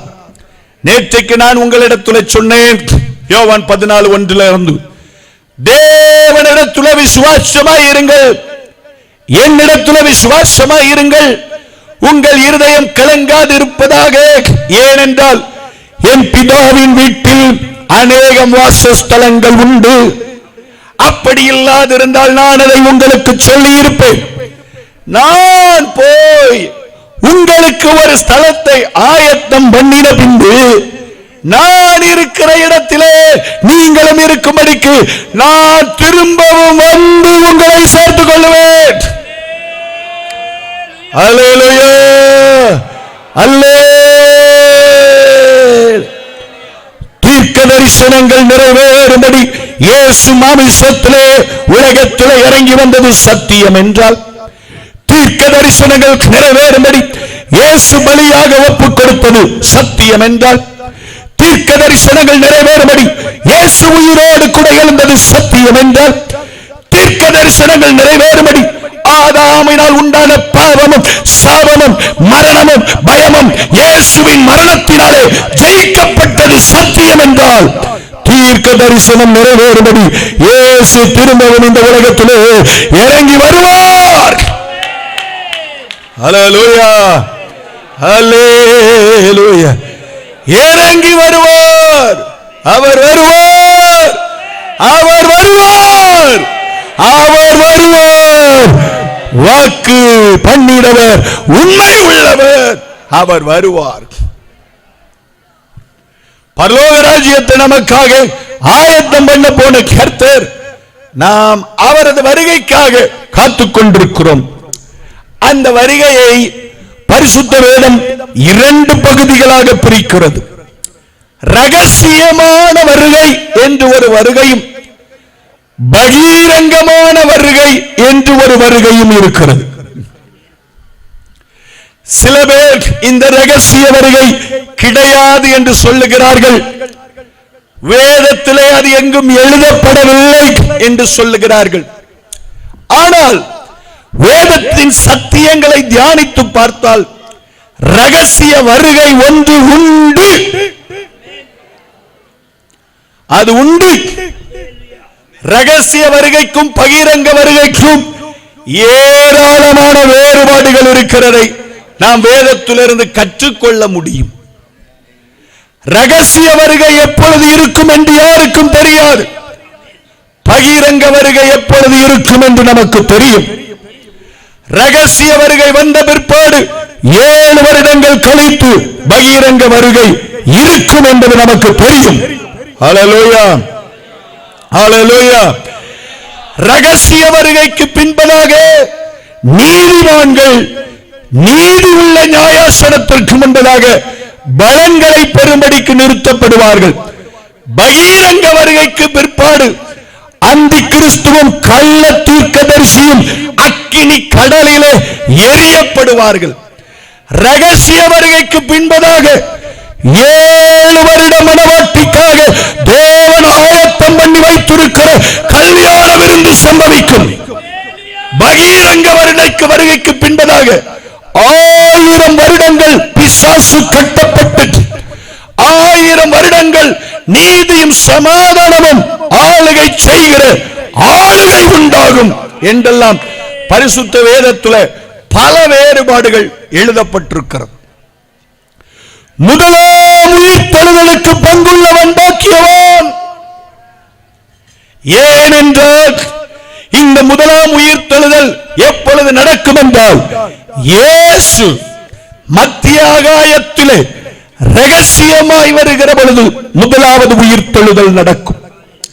அப்போஸ்தலனாகிய பவுல் கொரிந்து சபைக்கு எழுதின நிருபத்திலே நாம் வாசித்து கேட்டோம் அல்லவா, கடைசி காலம் தொடிக்கும் போது ஆண்டவர் பழைய ஏற்பாட்டு ஜனங்களுக்கு எக்காலத்தை ஊதுவதற்காக சில காரியங்களை கற்றுக் கொடுத்தார். நெடுந்தொனியாய் எக்காலம் ஊதுகிற பொழுது நீ உன் பாளையத்தை விட்டு புறப்பட வேண்டும் என்ற கட்டளையை ஆண்டவர் சொல்லிக் கொடுத்தார். நீ என்ன வேலை செய்து கொண்டிருந்தாலும் சரி, நீ வயலில் இருந்தாலும் சரி, நீ எந்திரம் அரைத்துக் கொண்டிருந்தாலும் சரி, நீ உன் படுக்கையில் அமர்ந்திருந்தாலும் சரி, இந்த எக்காலத்தை கேட்பதற்கு உனது காதுகள் ஆயத்தமாக இருக்க வேண்டும். சபையே ஆமென் சொல்றவங்க கைகளை உயர்த்தி கர்த்தருக்கு நம்ம ஸ்தோத்திரம் செலுத்தலாமே. கடைசி காலம் தொடிக்கும். அப்போஸ்தலனாகிய பவுல் அதை குறித்து தெசலோனிக்கே சபைக்கு எழுதி கொடுக்கிறார். 1 தெசலோனிக்கேயர் 4வது அதிகாரம் 16வது வசனத்தை நாம வாசிக்க கேட்போம். ஏனெனில் கர்த்தர் தாமே ஆரவாரத்தோடும் பிரதான தூதனுடைய சத்தத்தோடும் தேவ எக்காலத்தோடும் வானத்திலிருந்து இறங்கி வருவார். அப்பொழுது கிறிஸ்துவுக்குள் மரித்தவர்கள் முதலாவது எழுந்திருப்பார்கள். பின்பு உயிரோடு இருக்கும் நாமும் கர்த்தருக்கு எதிர்கொண்டு போக மேகங்கள் மேலே அவர்களோட கூட ஆகாயத்தில் எடுத்துக்கொள்ளப்பட்டு இவ்விதமாக எப்பொழுதும் கர்த்தருடனே கூடவே இருப்போம். ஆமென் சொல்றவங்க எல்லாரும் ஹல்லேலூயா. இந்த சம்பவங்கள் எல்லாமே ரொம்ப ஆழமான சம்பவங்கள். சபையே, இயேசு வருவார் என்பது சத்தியம். எப்பொழுது வருவார் என்பதை நாமே ஆராய்ந்து நிதானித்து பார்த்துக் கொள்ள வேண்டும். சரித்திரத்தில் நடக்கிறவைகள், உலகத்திலே நடக்கிறவைகள், இவைகளை எல்லாம் நான் விவரித்து சொன்னால் சமயம் போதாது. அவ்வளவு காரியங்கள் இயேசுவின் வருகைக்கு இந்த உலகத்திலே ஆயத்தமாகிக் கொண்டிருக்கிறது. தானியேல் தீர்க்க தரிசன புஸ்தகம் 12வது அதிகாரம் 1வது வசனத்திலே வாசித்து பார்க்கிற பொழுது, பழையற்பாட்டு பரிசுத்தவான்களுக்கு தானியேல் தீர்க்கதரிசி மூலமாய் எழுதப்பட்டது. அக்காலத்திலே வாசிக்கலாம் ஐயா. தானியேல் 12:1. உன் ஜனத்தின் புத்திரருக்காக நிற்கிற பெரிய அதிபதியாகிய மிகாவே அக்காலத்திலே எழும்புவான். அந்த காலத்திலே எழும்புவான். யாதொரு ஜாதியாரும் தோன்றினது முதல் அக்காலம் மட்டும் உண்டாயிராத காலம் மட்டும், அந்த சமயம் மட்டும், அந்த கடைசி காலம் மட்டும், அந்த உபத்திரவ காலம் தொடங்குகிற காலம் மட்டும், அந்த அந்தி கிறிஸ்து தோன்றுகிற காலம் மட்டும் உண்டாயிராத ஆபத்து காலம் வரும். ஆபத்து காலம் ஒன்று இந்த உலகத்தில் வரப்போகிறது. அக்காலத்திலே, அந்த காலத்திலே புஸ்தகத்தில் எழுதியிருக்கிறவர்கள் புஸ்தகத்திலே எழுதியிருக்கிறவர்களாக காணப்படுகிற அத்தனை பேரும் விடுவிக்கப்படுவார்கள். கைகளை உயர்த்தி கர்த்தருக்கு நம்ம ஸ்தோத்திரம் பண்ணலாமே. ஹல்லேலூயா. ஒரு காலம் வரப்போகிறது. அந்த காலம் கிட்டத்தட்ட வந்துவிட்டது என்று தான் நாம் சொல்ல வேண்டும். யுத்தங்களின் செய்திகள், கொள்ளை நோய்கள், பஞ்சங்கள், ஜனத்துக்கு விரோதமாய் ஜனம், ராஜ்யத்துக்கு விரோதமாய் ராஜ்யம், அக்கிரமம் மிகுதியாவதினாலே அன்பு குறைந்து போகிற காரியங்கள் எல்லாம் சம்பவிக்கிறது. ஏன் தெரியுமா? ஒரு அந்தி கிறிஸ்து என்று சொல்லப்படுகிற மனிதனுக்காக இந்த உலகம் ஆயத்தமாகிக் கொண்டிருக்கிறது. நீங்க யோசிக்கலாம், 650 கோடி இருக்கிற ஜனங்களை ஒரு மனிதன் எப்படி ஐயா ஆளுகை செய்ய முடியும் என்று யோசிக்கலாம். ஆனால் வேதம் எல்லாவற்றையும் நமக்கு தீர்க்கமாக எழுதி வைத்திருக்கிறது. ஸ்தோத்திரம். கடந்த நாட்களிலே, கடந்த 2-3 மாதங்களுக்கு முன்பதாக இந்த உலகத்தில் ஒரு பெரிய பணக்காரனாய் இருக்கிற எலான் மஸ்க் என்று சொல்லப்படுகிறவன் ஒரு திட்டத்தை சொன்னார். அதை நிறைவேற்றி முடித்தார். எத்தனை பேர் நீங்கள் அதை பார்த்தீர்கள் என்று தெரியவில்லை.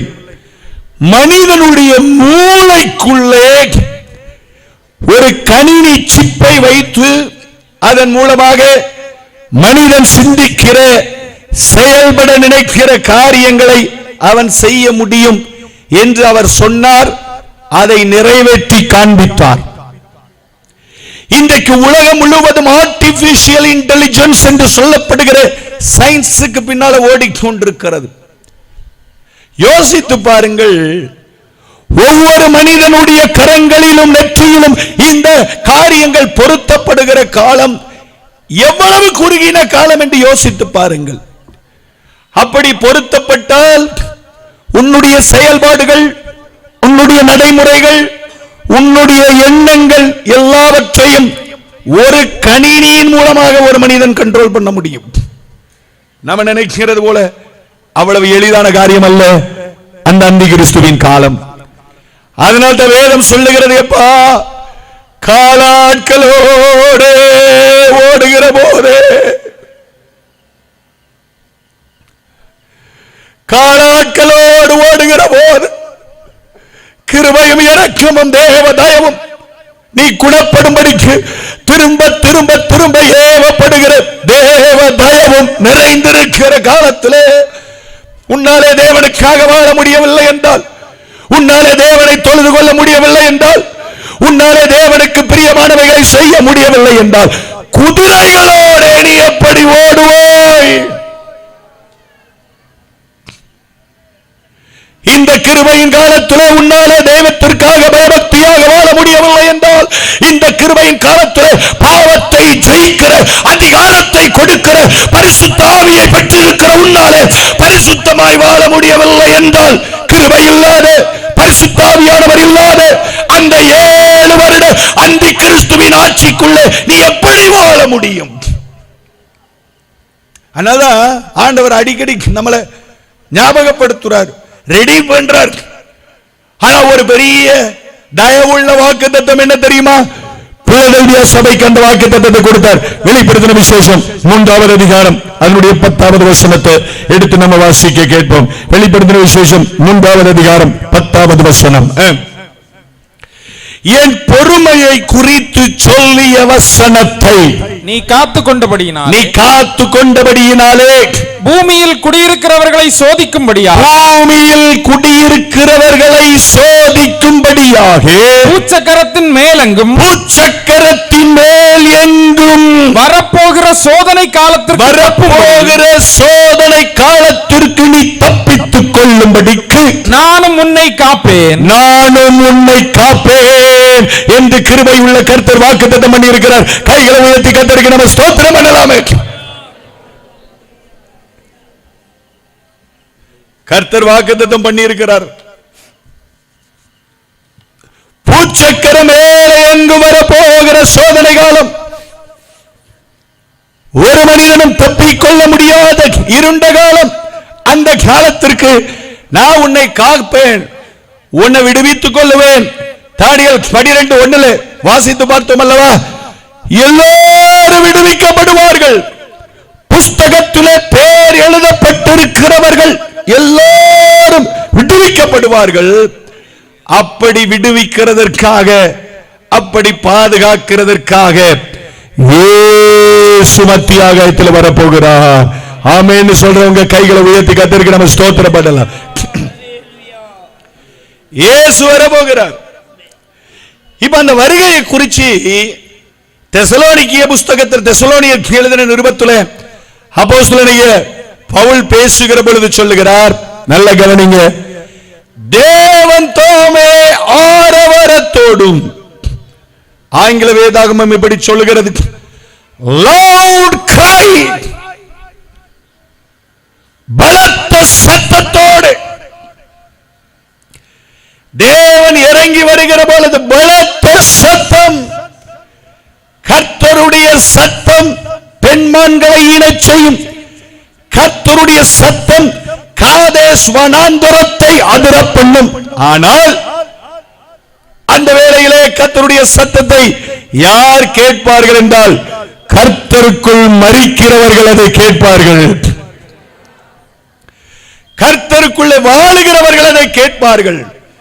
கர்த்தருக்குள்ளே ஜீவிக்கிறவர்கள் அதை கேட்பார்கள்.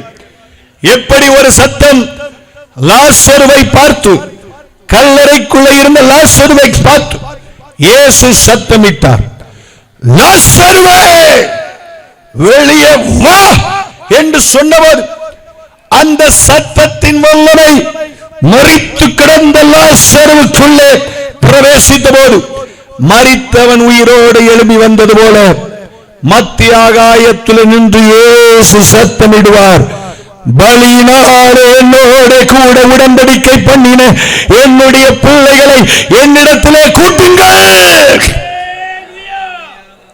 ஹல்லேலூயா. கூடன்குளத்திலிருந்து ஒரு கூட்டம் எழும்பும், கள்ளுக்கூட்டத்திலிருந்து ஒரு கூட்டம் எழும்பும், முண்டவிளையிலிருந்து ஒரு கூட்டம் எழும்பும். எங்கெங்கெல்லாம் இந்த உலகத்திலே தன்னை பரிசுத்தம் உள்ளவனாக இந்த இரண்டாவது மனுஷனாகிய கிறிஸ்துவின் வருகைக்காக காத்துக் கொண்டிருக்கிறவர்களாய், கரைதிரையற்றவர்களாய் வானத்தை எதிர்பார்த்து கொண்டிருக்கிறார்களோ அவர்கள் எல்லோரையும் சேர்க்கும்படி இயேசு வருவார். அப்பொழுது பவுல் சொல்லுகிறார், தேவன் தாமே ஆரவாரத்தோடும் பிரதான தூதனுடைய சத்தத்தோடும். நல்லா கவனிக்கணும், நல்லா கவனிக்கணும். எதுக்கு இந்த பிரதான தூதனை கூட்டிக்கிட்டு வர்றாரு? பைபிள்ல நமக்கு தெரிஞ்சு 2 பிரதான தூதர்கள் பேர் எழுதப்பட்டிருக்கு.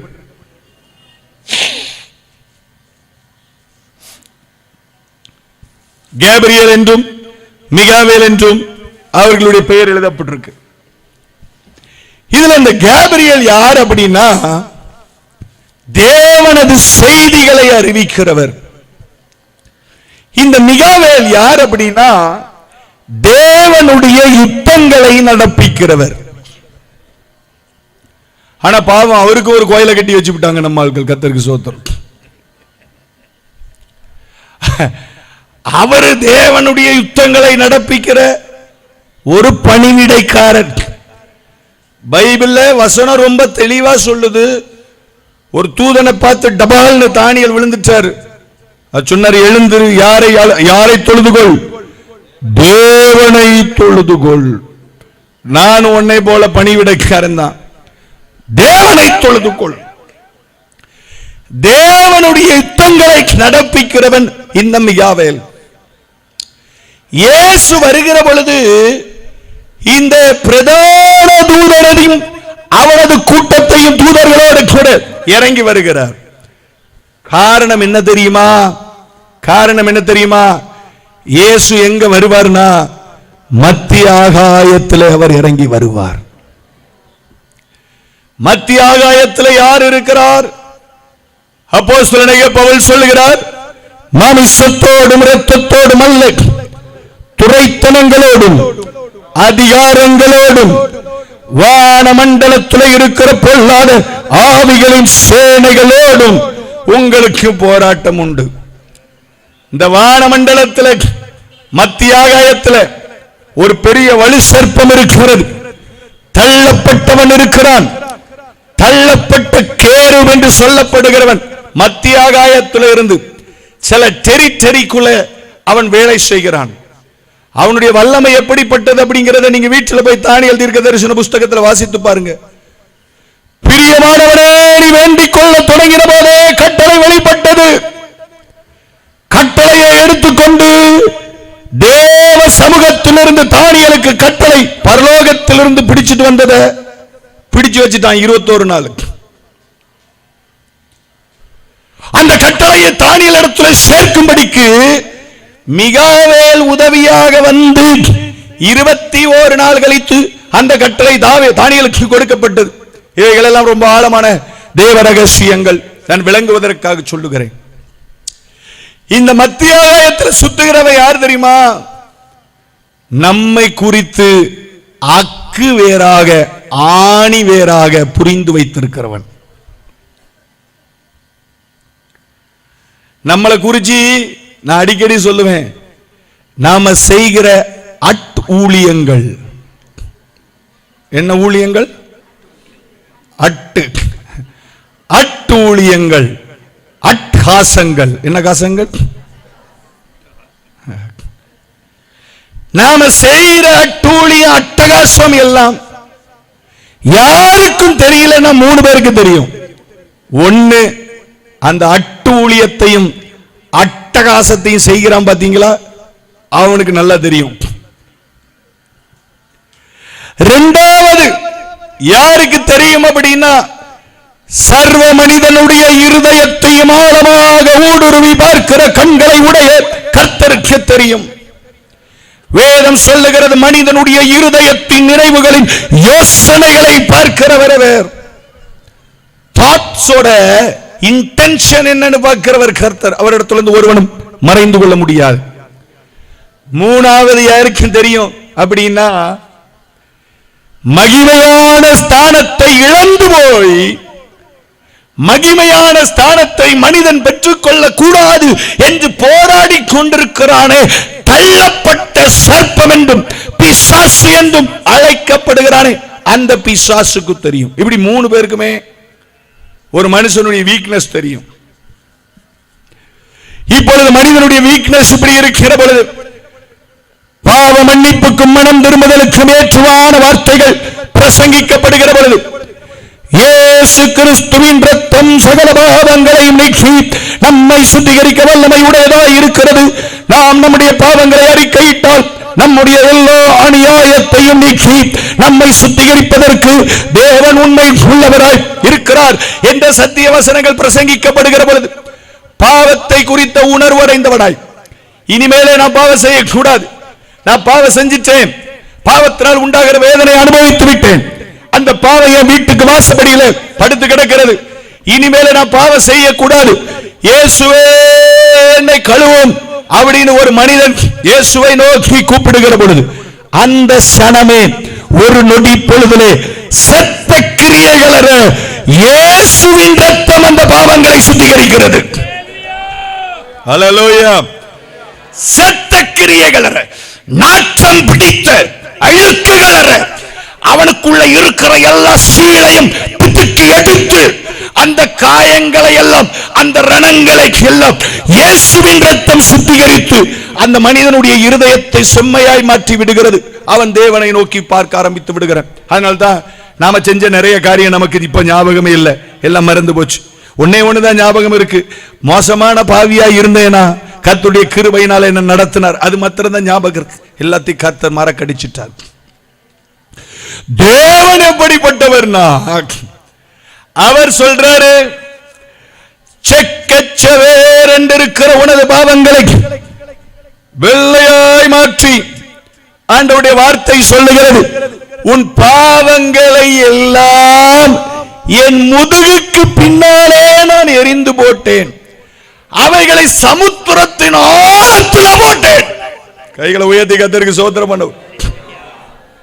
அல்லேலூயா.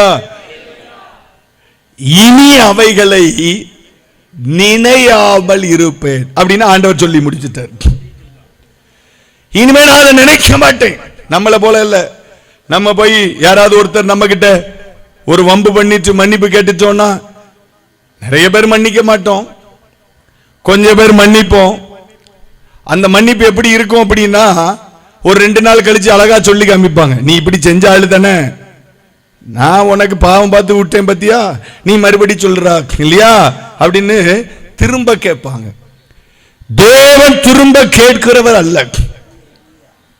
அப்படிலாம் தேவன் இந்த உலகத்துல வழக்குக்கு வந்தாருன்னு வச்சுக்கிடுங்களேன், ஒருத்தர் கூட அவர் கண் பார்வைக்கு முன்னால நிக்க முடியாது.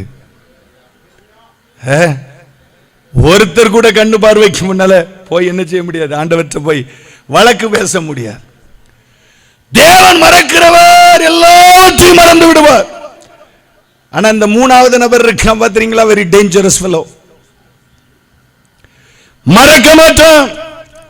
பைபிள் அவனை குறித்து சாட்சி கொடுக்கிறது, இரவும் பகலும் நம்முடைய சகோதரருக்கு மேலே குற்றம் சாட்டுகிறவன் என்று அவனை குறித்து சாட்சி கொடுக்கிறது.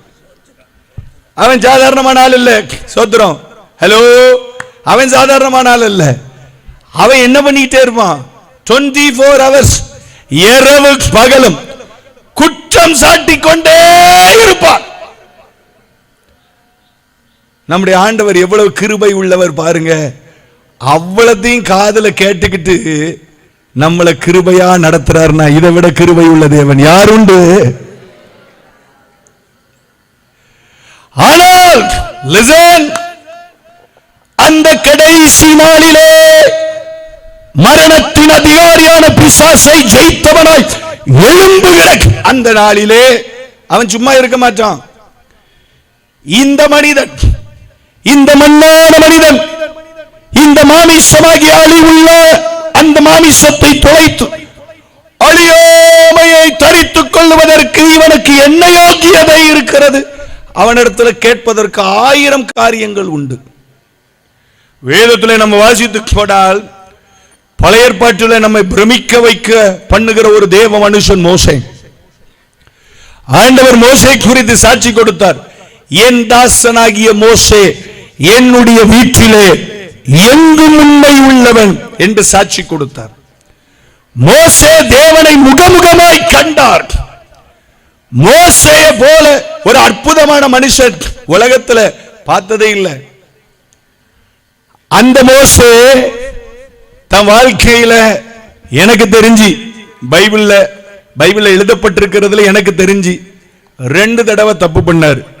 ஒன்னு, 40 வயசு முடிவில் ஒரு எகிப்தியனை வெட்டி கொன்னு புதைச்சார். 2வது, நல்லா கவனிங்க தங்கச்சி, லிசன், 2வது ஆண்டவர் சொன்னார், கன்மலையை பார்த்து பேசு என்று சொன்னார். கன்மலையை அடித்தார்.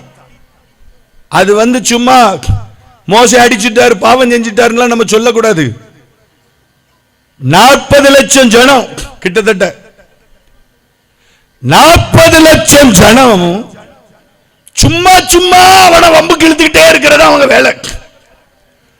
ஆவுனா வம்புக்கு இழுத்துருவான். 40 லட்சம் ஜனம் சும்மா சும்மா அவனை வம்புக்கு இழுத்துக்கிட்டே இருக்கிறது அவன் வேலை. 40 லட்சம் ஜனம் சும்மா சும்மா அவனை வம்புக்கு இழுத்துக்கிட்டே இருக்கிறது அவன் வேலை. மோசே புறப்பட்டு போவான், கண்ணுக்கு முன்னால உட்கார்ந்து அழுதுகிட்டே இருப்பான், கண்ணீர் வடியும். உங்க வீட்டுல 4 பேர் இருக்கிற வீட்டுல உள்ள போகும்போதும் வெளியே வரும்போதும் மூக்க சீந்தி சீந்தி கண்ணீரோட இருந்தாங்கன்னா நீங்க எவ்வளவு பொறுமைசாலிகளா இருப்பீங்க.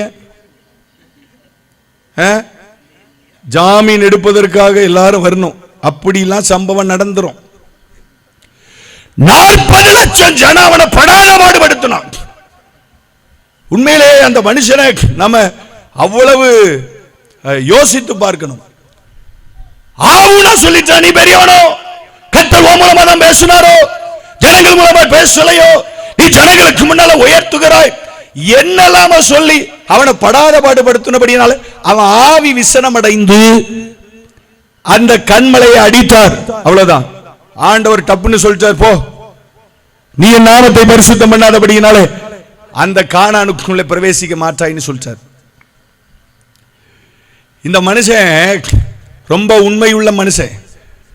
அந்த 40 வருஷ காலத்துல தனக்காக ஒரே ஒரு ஜெபம் பண்ணார். அவருக்கு தனக்காக அந்த இஸ்ரவேல் ஜனங்கள் எல்லாம் அழிக்கப்பட வேண்டும் என்று ஆண்டவர் அந்த மலையில சொல்லும் போது மோசே பார்த்து சொன்னார், என்னை விட்டு விடு. ஏன்னா ஆண்டவர் பிடிச்சு வச்சிருக்கிறான். என்னை விட்டு விடு, ஆபிரகாமின் சந்ததியை அழித்து மோசேயின் சந்ததியை உருவாக்குவேன்னு சொன்ன போது ஆபிரகாமின் சந்ததிக்காக காலை பிடிச்சு கண்ணீர் விட்டு கதறி எழுதவர் மோசே, ஜெபம் பண்ணவர், கெஞ்சி பிரார்த்தித்தான். அந்த மனுஷன் தனக்காக ஒன்னே ஒண்ணுதான் ஜெபம் பண்ணார். என்னன்னா, அந்த நல்ல தேசத்துல என் கால்கள் படட்டும்.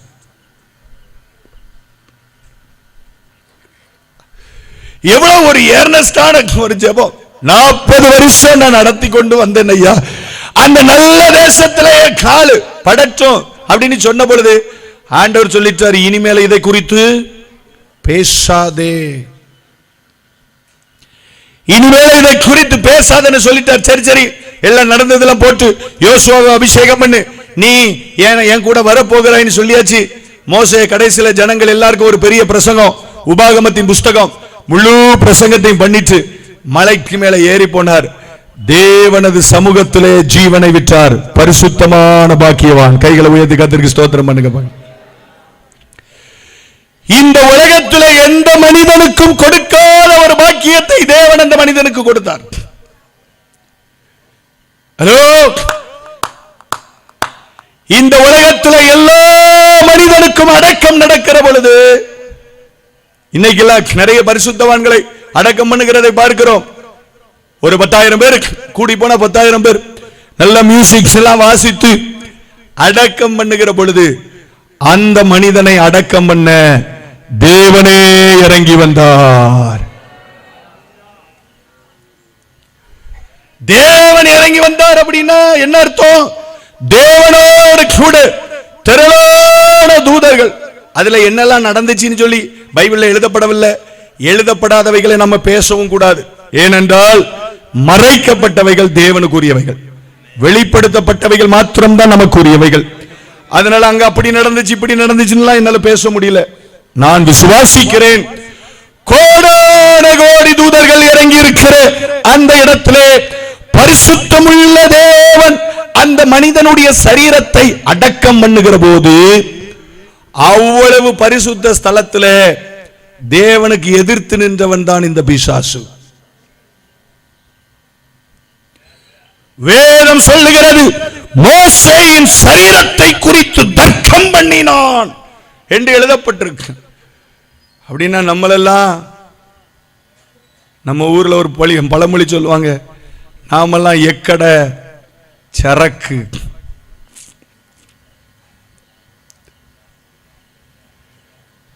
அவ்வளவு அற்புதமான மனிதனுடைய அடக்கத்தை தேவன் நடத்துகிற பொழுது அந்த அடக்கத்தை குறித்து தர்க்கித்து பேசினவன் மத்திய ஆகாயத்திலே ஒரு கூட்டம் ஜனங்கள் படபடபடபடான்னு அவனை கிராஸ் பண்ணிட்டு பரலோகத்துக்கு எடுத்துக்கொள்ளப்படுகிற போது சும்மா இருப்பானா?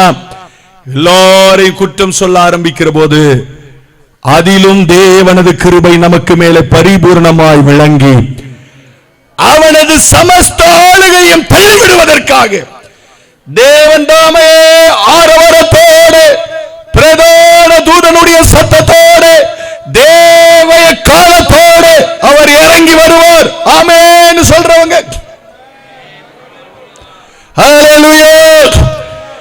தேவனது காலம் நம்மை புறப்பட பண்ணும். தேவனது சத்தம் நம்மை உயிர்ப்பிக்கும். தேவனது ஆவி மரித்து போன நமது சரீரங்களுக்குள்ளே பிரவேசிக்கும். அன்றைக்கு ஏதேன் தோட்டத்திலே மண்ணான பொம்மைக்குள்ளே தேவனின் ஆவி பிரவேசித்த போது உணர்வுடையவனாய் தேவ சாயலை அணிந்தவனாய் மனிதன் எழும்பினது போல பூமி மரித்தோரை புறப்பட பண்ணும்.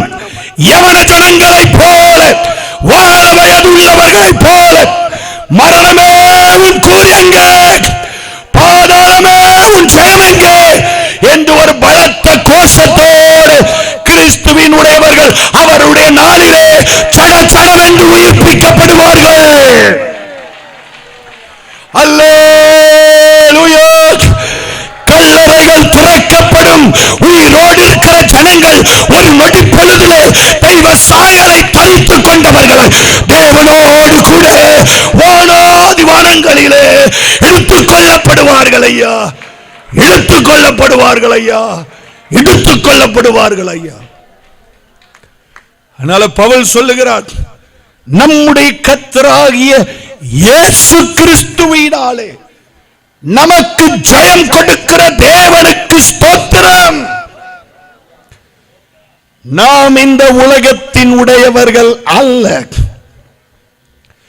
நான் இந்த உலகத்தின் உடையவன் அல்ல.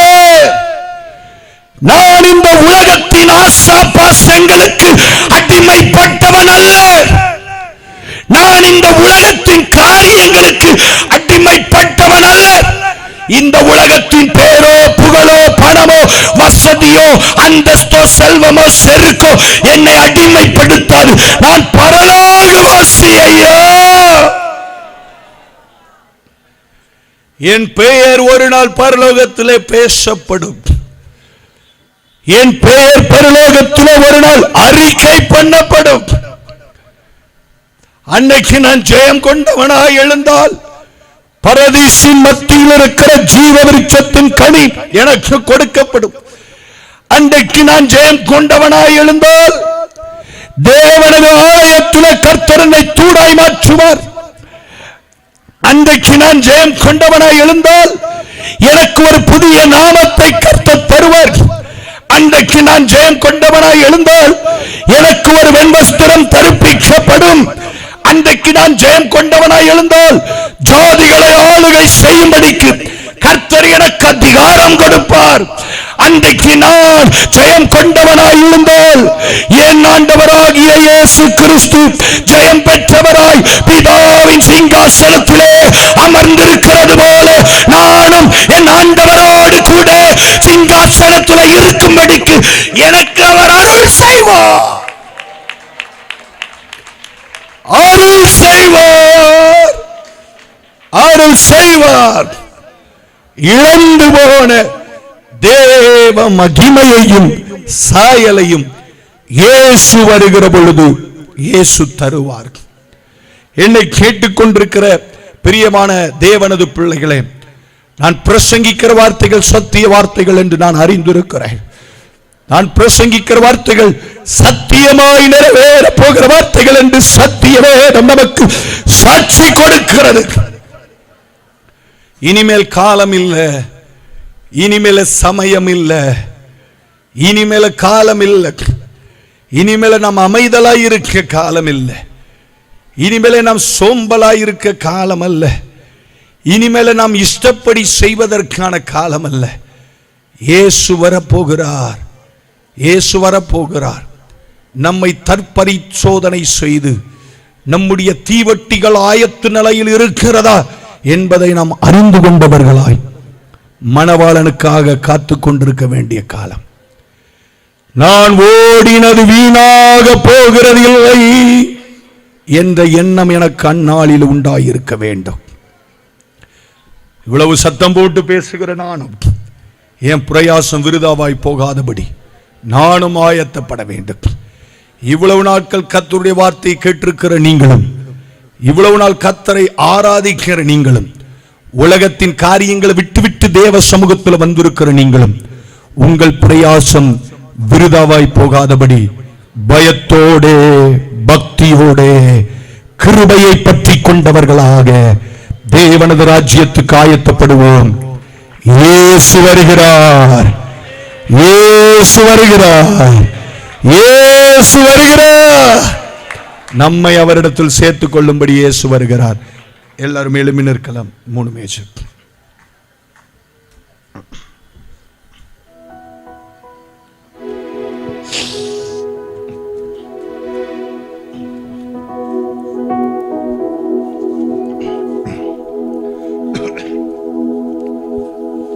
ஹல்லேலூயா.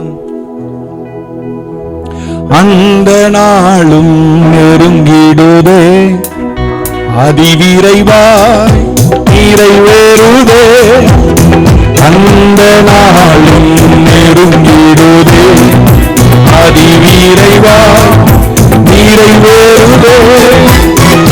மண்ணின் சாயலை நான் அடைந்தேன், விண்ணவர் சாயல் அணிவே, விண்ணவர் சாயல் அணிவே. தேவ சாயலாக மாறி தேவனோடிருப்பேன். தேவனோ விசுவாசத்தோடு பாருங்க, கைகளை தட்டி. தேவ சாயலாக மாறி தேவனோடிருப்பேன்.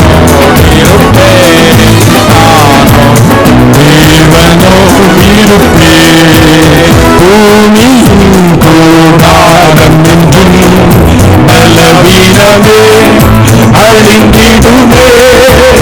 பூமியின் கூடாரம் என்றும் பலவீனமே அழிந்திடுமே.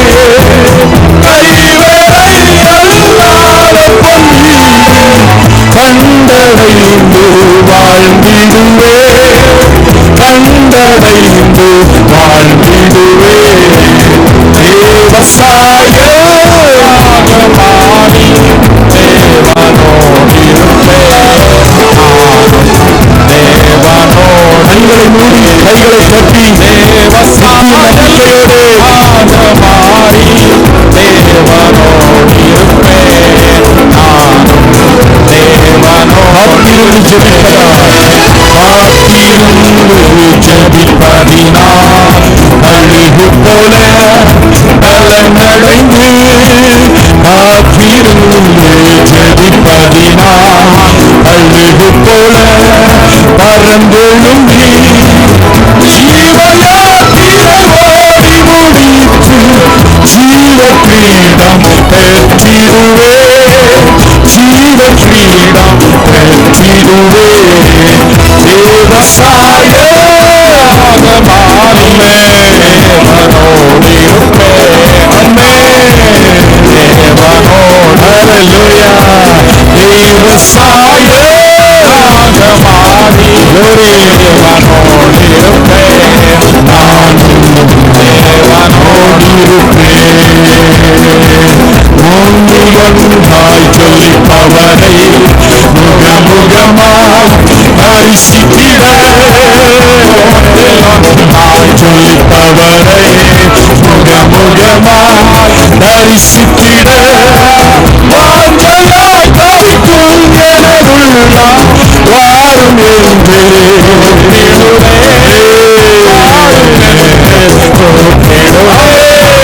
வாஞ்சையாய் தவிக்கும் எனதுள்ளம் வாரும்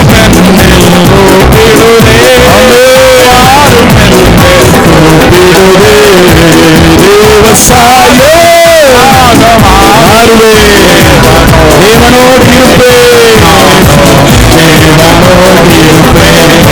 தேவ சாயலாக மாறி தேவனோடு இருப்பேன்.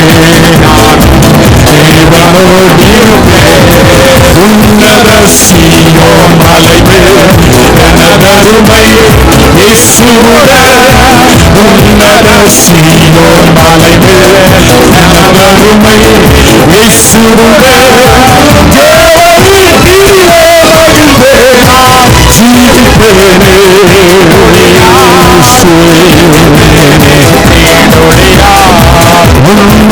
சீயோன் மலைமேல் எனதருமை இயேசுவே, உன்னத சீயோன் மலைமேல் எனதருமை இயேசுவே, தேவரீதியிலே மகிழ்ந்தேனா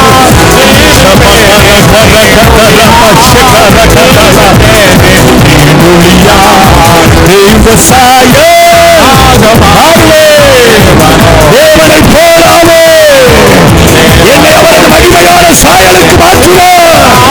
ஒரு நொடி பொழுதிலே, ஒரு சன பொழுதிலே அழியாமையை தரித்துக் கொண்டு, கணத்தை தரித்துக் கொண்டு நித்திய ராஜ்யத்திற்காக நான் பறந்து போவேன்.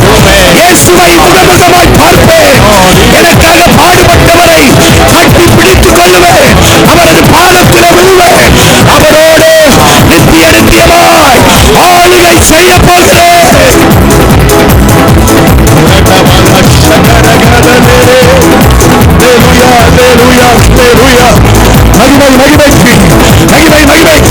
இந்த கடைசி நாள் கூட்டத்திலே உன்னத வல்லமை, உன்னத பலன் ஒவ்வொருவரை நிரப்பட்டு கைகளை தட்டி அபிஷேகத்தில் நிரம்பி பரிசுத்த ஆவியானவரே மீட்கப்படுகிற நாளுக்கென்று முத்திரையாக தரப்பட்டவரே, உள்ளான மனுஷன் பலனடைய, உள்ளான மனுஷன் மகிமையடைய இப்பொழுதே இப்பொழுதே இப்பொழுதே இப்பொழுதே ஆவியின் அனுக்கிரகம்.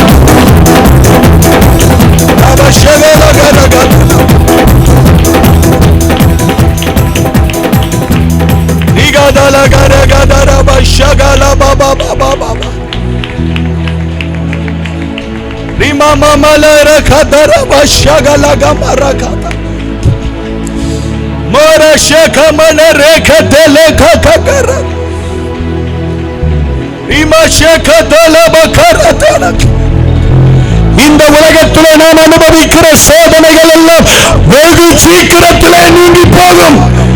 அதி சீக்கிரத்தில் நீங்கும் இந்த லேசான உபத்திரவம் நமக்கு முடிவிலே நித்திய கனமகிமையை கொண்டு வரப் போகிறது. அதற்காக கைகளை தட்டி இயேசுவே வாருமையா.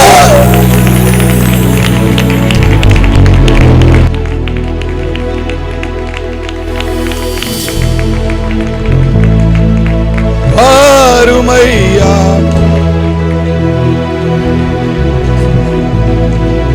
வாருமையா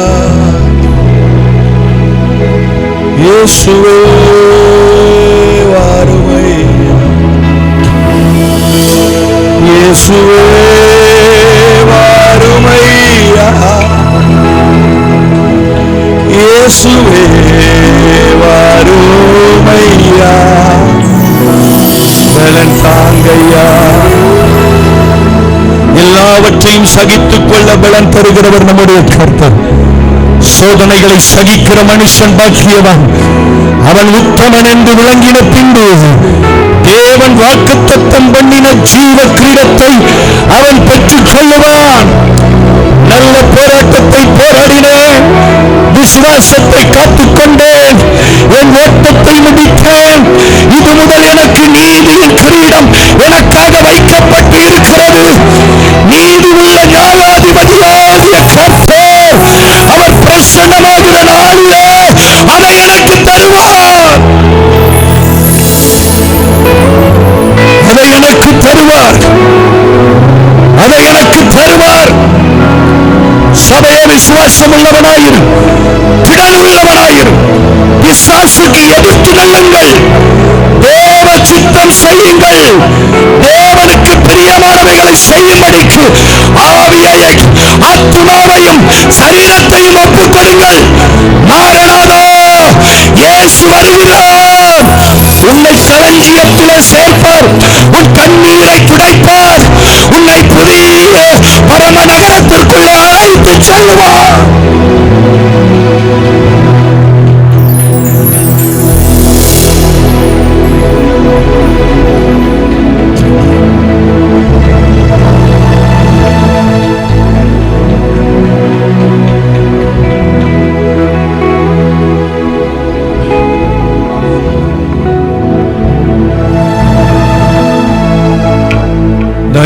நாட்களும் கர்த்தருடைய கிருபை நம்மத்தில் வெளிப்பட்டபடியினால கைகளை உயர்த்தி கர்த்தருக்கு நாம் ஸ்தோத்திரம் செலுத்துவோம்.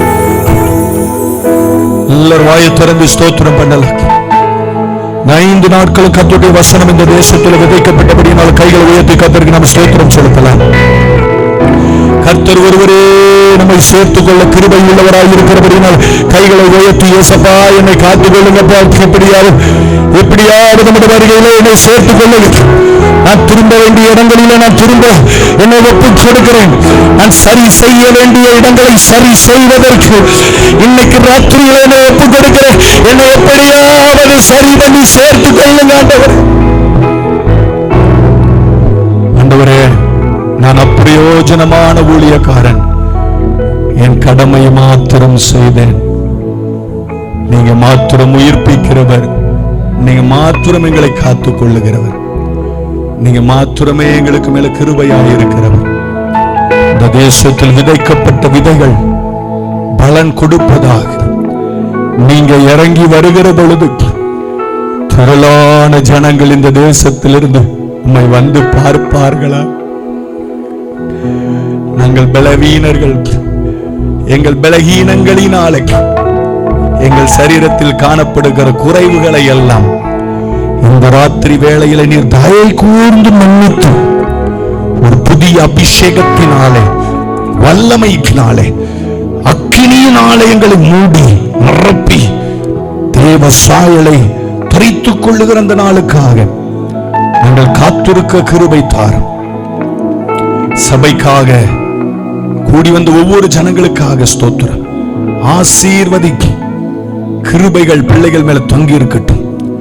அருமையாய் கணத்திற்குரிய பாஸ்டர் ஐயா அவர்களுக்காக, கூட உடன் ஊழியத்தில் நிற்கிற ஒவ்வொரு பாஸ்டர் ஐயா அவர்களுக்காக ஜெபிக்கிறோம். கிருபை மூடி கொள்ளட்டும். இவ்வளவு நாட்களும் பாடி ஆராதித்து தங்கள் தாளந்துகளை எல்லாம் உமக்காக பயன்படுத்தின பிள்ளைகளுக்கு மேல கிருபை மூடி இருக்கட்டும். உம்முடைய வருகை தாமதிக்கும் என்றால் நாங்கள் ஆயத்தப்படுகிறதோடு மாத்திரமல்லாமல் இன்னும் அநேகரை ஆயத்தப்படுத்த கர்த்தர் அனுக்கிரகம் தாரும். எல்லா துதிகன மகிமை உங்களுக்கு தருகிறோம் இயேசுவின் நாமத்தில் பிதாவே.